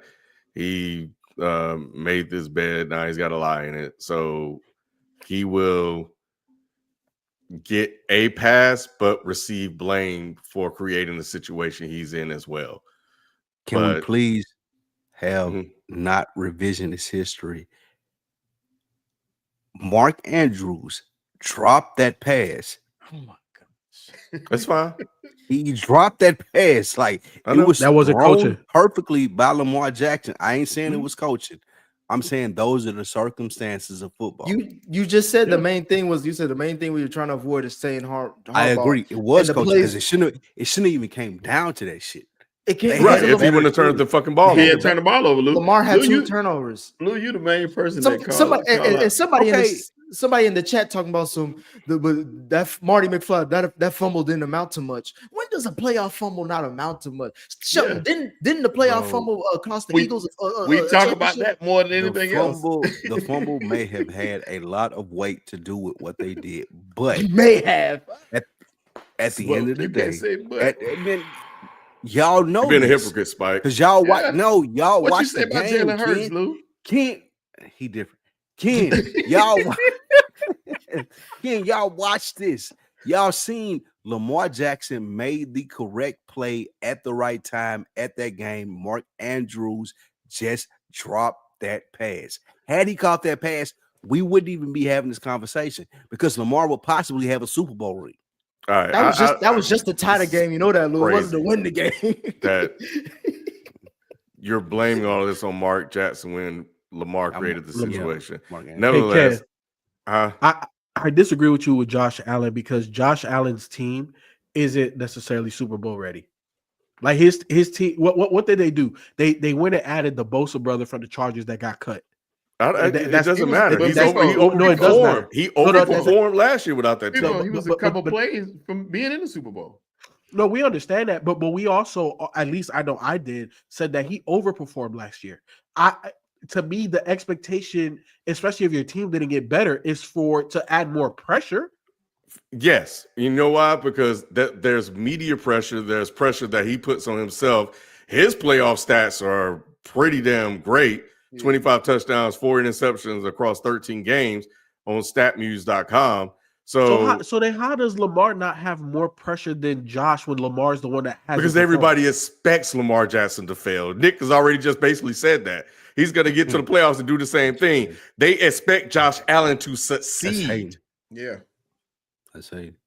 Yeah. And he's been close enough to beating Patty. Lamar has been to the AFC Championship, right? Was he a game away from? Yeah, he went there once and shit the bed. Yeah, he's been there once, but Josh Allen is supposed to. They want Josh Allen to be the guy. Josh Allen wants to be the guy. Yeah, I think it's on him. Joe Burrow has a Super Bowl appearance. So he has that on his resume. He can always refer to. Anybody can refer to that. He wants to win a Super Bowl. I think that's just his personal accolades. But with Burrow is like that appearance. Well, he's the only one that's beaten Patty in the AFC in the playoffs when it mattered. But that's years ago. That's now over 5 years ago now, or close to being 5 years ago. And then with the signings, at this point, the defense stuff doesn't matter because we see what they're spending almost a third of their salary cap on offense on 3 players. For 3 to 4 players. So it's just like you made this bed, you got to lie in it regardless of how it ends up. They just have to hope that they draft well this upcoming offseason. I just see them as him, especially with the stats that he put up last year. Like if they made the playoffs, he was going to be MVP, in my opinion. Because his numbers was crazy. So if he can even do something similar to that next season, they have to make a deep run. I don't see how, and he has those expectations for himself, of course, because he's the one that said the window is open for me to win for my whole career. So he has that added confidence.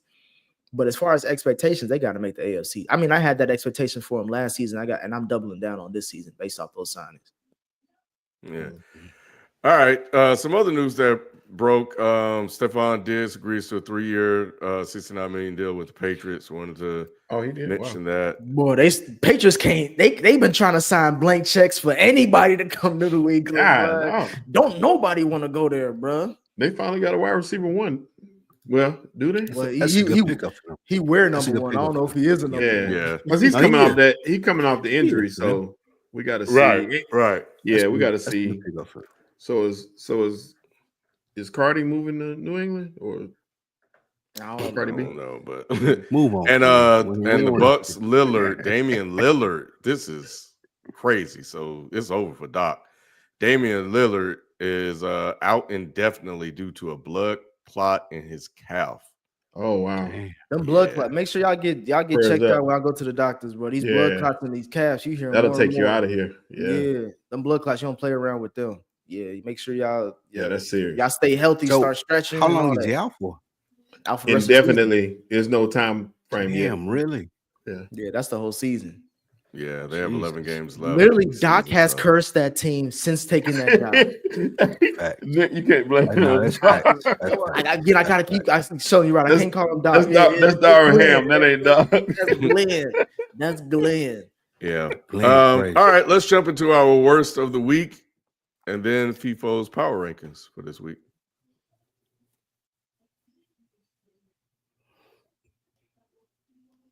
Damn, again? No. That's best of the week. We go to worst of the week. Worst of the week. I wanted to say RIP to George Foreman.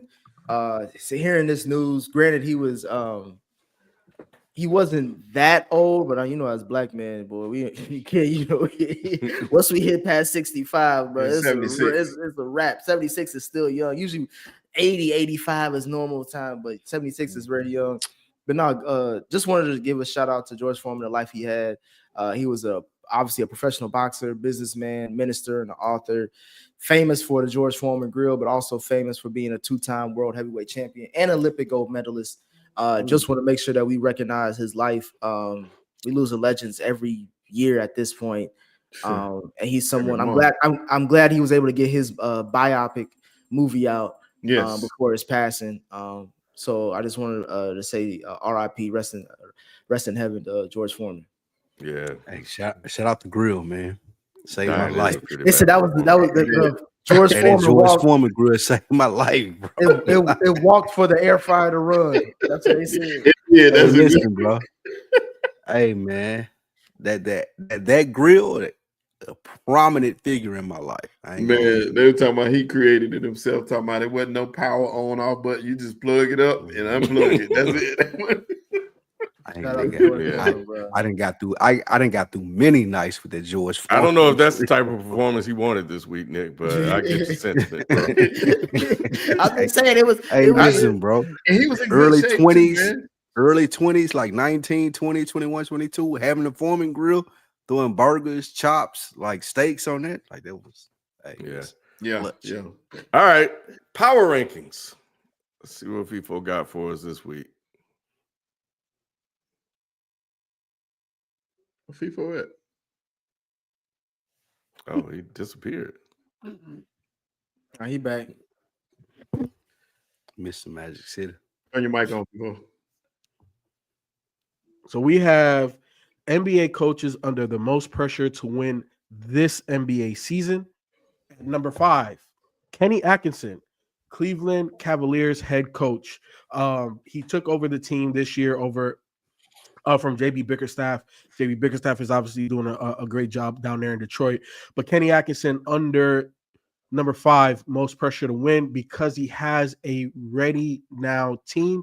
Donovan Mitchell faces a lot of questions as to can he be a leader? Is that backcourt too small? But we see that they're winning 80% of the game, so he is under pressure this year to win. And number 4, JJ Redick. The LA Lakers job always comes with a lot of pressure. They started off hot, hit a lull, made a trade, got Luka Legend. Shout out to Chris Broussard giving them that nickname. And they had they've come back down to earth a little bit, but they've had a stretch where they were one of the best defenses in the league. We see that all the questions that I had in terms of LeBron and Luka coexisting, it's a thing. They can, and they are scary. So he is definitely under pressure to win. Number 3, Ty Lue with the LA Clippers, right? He has 2 future Hall of Famers on that squad, and Kawhi Leonard and James Harden. Obviously, they have had a tumultuous season in terms of the longevity of Ty Lue being there, and previous to Ty Lue, Doc Rivers. It has never panned out the way that it needs to, but Ty Lue is definitely under pressure to win this season. At number 2, we just talked about him, Doc Rivers. Now, this was made before the Damian Lillard injury with the blood clot. However, taking over a coach that has won 70% of his games, you coming in and barely over 500 with arguably the best player in the NBA, Doc Rivers is under pressure to win.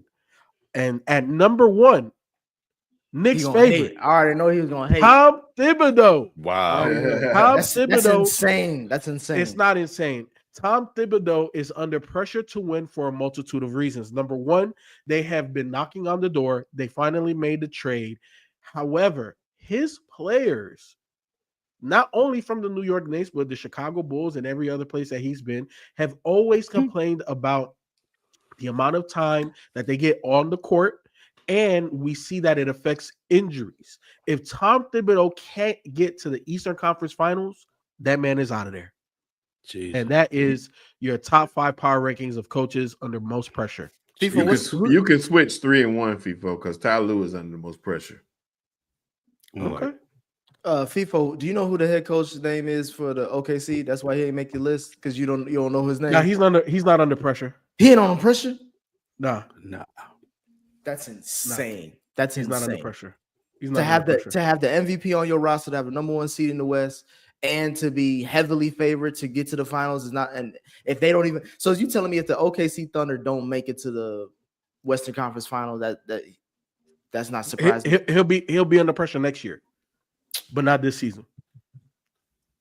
This is win now today, or you're gone.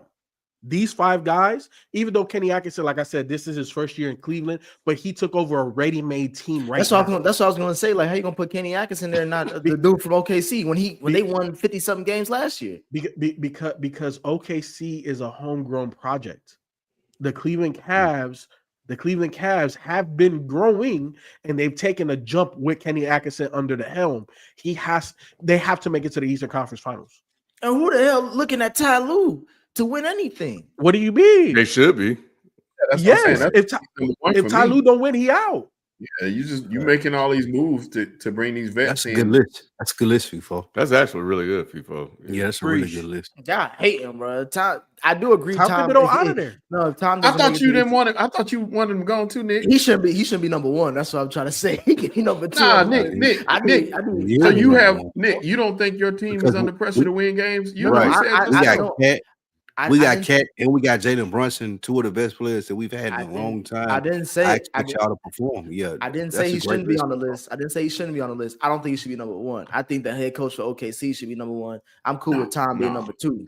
Nah, he ain't going nowhere. Don't nobody give it. OKC. It don't matter. OKC is on the right. They're on the right trajectory. They're not looking disappointing. If they don't win, they're young. And like FIFO said, they're on the right trajectory. You got young players. You got a coach they believe in. Tom Thibodeau has to win now. He has to with the roster that he has. Yeah. First of all, once Doc took that job, we should have known that they wasn't gonna win shit. Well, and losing Dame is gonna really. I mean, it's a seal. The first round, they out of there. And Giannis, if I'm Giannis, I call for I demand a trade this offseason. I want out. Yeah, if I'm I'm trying to go to Golden State if I'm him. Yeah, go somewhere. Yeah, Golden State. All right, we'll move to super chats, but Golden State got smacked by Miami tonight. They did in a little rematch.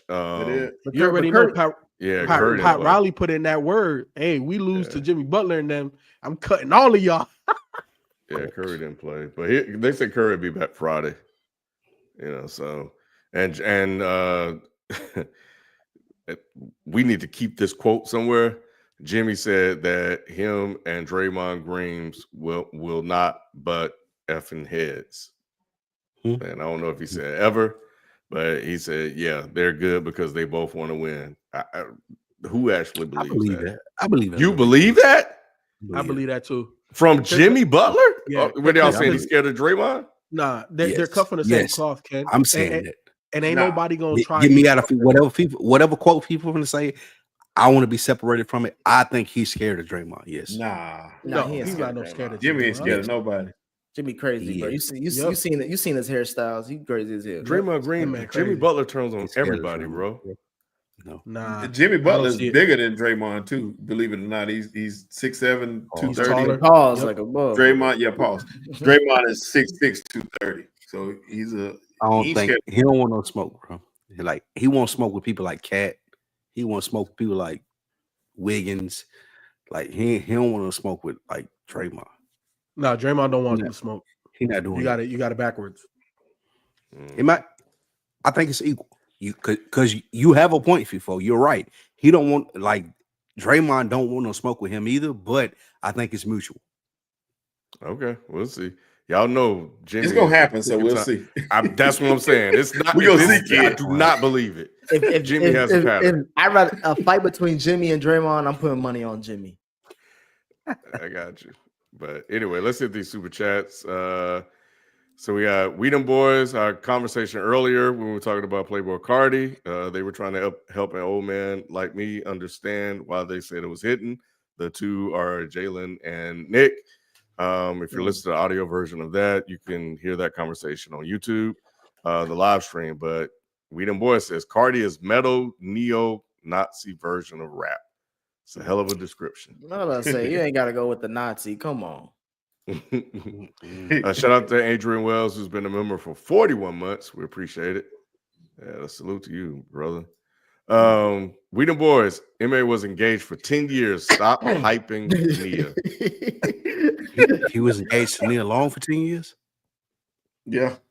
I don't keep up with that What? stuff, but I'll just take him for his Not word. not and that's even worse. Not sealing the deal with Nia Long and having Being her wait engaged for for 10 years is crazy. having her wait for 10 years is even worse. Yeah, Get different him kind out of of nigga. here. Yeah, I he a can't even say different get kind him of out nigga, of bro. here. Come on. I can't even say get him out of here because Being engaged to Nia Long for 10 years is Bro, that's insane. standard. That happens. Can't stop. You podcasting right Yes. now. 10 years to Nia that's Long? not Y'all standard, fucking bro. insane. It does. Y'all ain't ever met crazy? some old black folks or just old people, period, who Yes. just be engaged. Thank you, Ken. We talking Bro, about we Nia. That's what I'm talking saying. about We Nia talking But about see, Nia Long. Nia Long to Ime is not the Nia Long that we know. So he see on an everyday basis. Yes, it's Shelton right. I don't give a So, damn. yeah. I would listen. I want to see her y'all for are 10 years. crazy. Give me 10 years of Nia Y'all are Long. crazy. It ain't gonna She take me ain't went long. nowhere. He got She her for did 10 not years. go anywhere. She didn't go, and she ain't going nowhere. I have a good game about myself. 10 years for a chick, like she not going. Like, no normal chick is going for that. Right. That's what I'm saying. So who was the catch? It must have been him. They got a kid together, so he had to see. He still got to see her. But They got a kid. yeah, they got a son. Damn. That's the only reason. That's why I said, Lou, he did everything right until he did. I'm just saying, I don't think that's as uncommon as crazy as it sounds. It's not. It's not.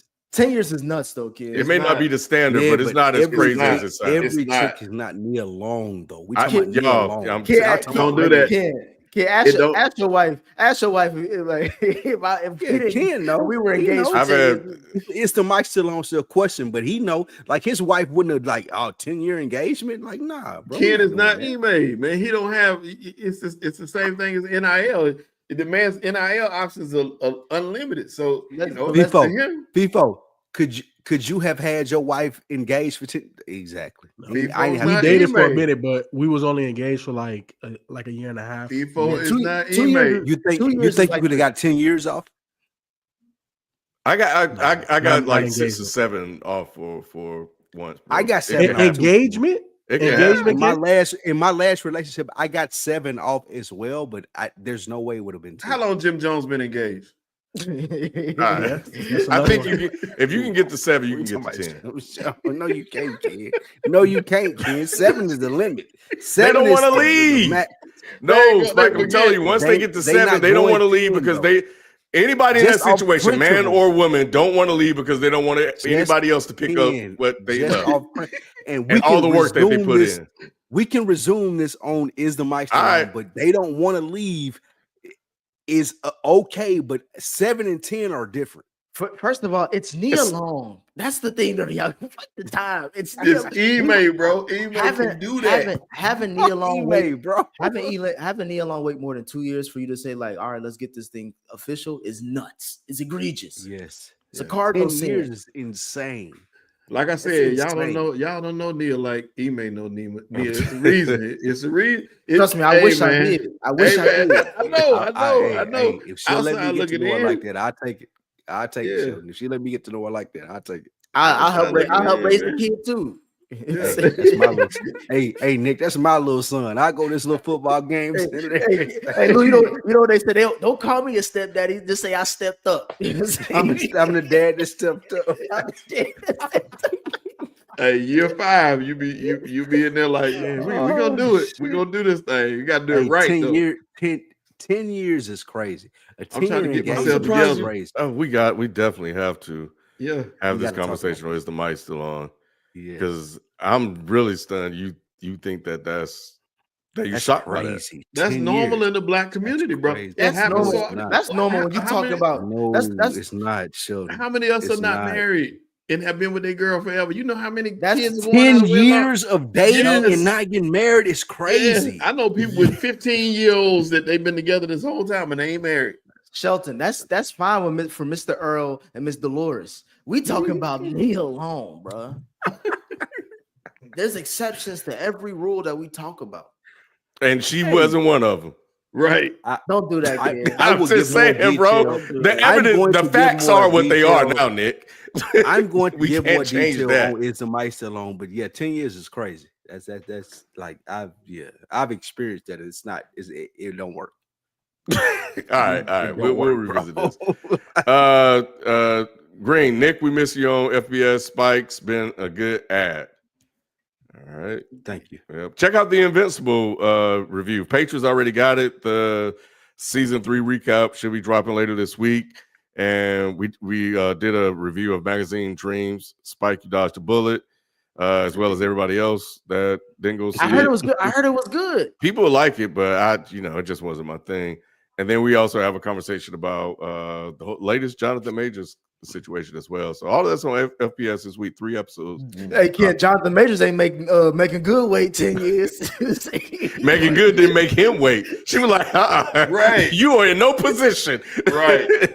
But I heard Megan Good is kind of like that, bro. She kind of go all in. So I've been getting the tea on her. Look, she went on him, which is surprising. She gave up a preacher man for yeah. Apparently apparently she's kind of different. Yeah. So anyway. He trying to be PC kid. I ain't saying nothing, bro. I ain't saying nothing. I was about to say some stuff, Lou. I was like, we gotta keep. We ain't trying to lose our endorsements. That's for all due disrespect. Y'all check that out on Patreon. I'll make sure y'all go check that out. I'll say it on there. Nigga good lost hers. We can't lose ours because I was about to say some shit. That's my side. Last one. The Asante Samuel Prime and Shannon Sharp drama is something I didn't expect this weekend. Sharp turned on Asante last night. I was entertained. I gotta watch it. I know that. Yeah, someone sent me the clip. Yeah, but Asante Samuels, he's trying to say he's good as Dion. In a nutshell, what happened was Asante does a T-step, which means he's backpedaling and opens up to cover. And Dion basically came on Prime, was like, man, anybody do that is a fool. And he was basically just downplaying it, like you're supposed to backpedal straight back and then attack the ball, is what he was saying. So Asante took offense to that, and they've been going back and forth. And Asante's been putting up his stats and Dion's stats. And all Shannon, the reason why Shannon was in it is because Shannon said, Asante ain't time. He ain't time, and Asante went back at Shannon. So that's what that's all about. If Asante Samuel think he in the same class as Deion Sanders, he does. He needs to get a mental health check. He does. He does. That's it. Like, bro, I agree. What are you talking to me about? I agree. And the reason his argument is their stats are very much so similar. And they do have similar stats, but the thing that that's what Shannon said. I agree. And that's what Shannon was saying, man. It's not the same. First off, Dion would have 1 million more interceptions if they even threw to him.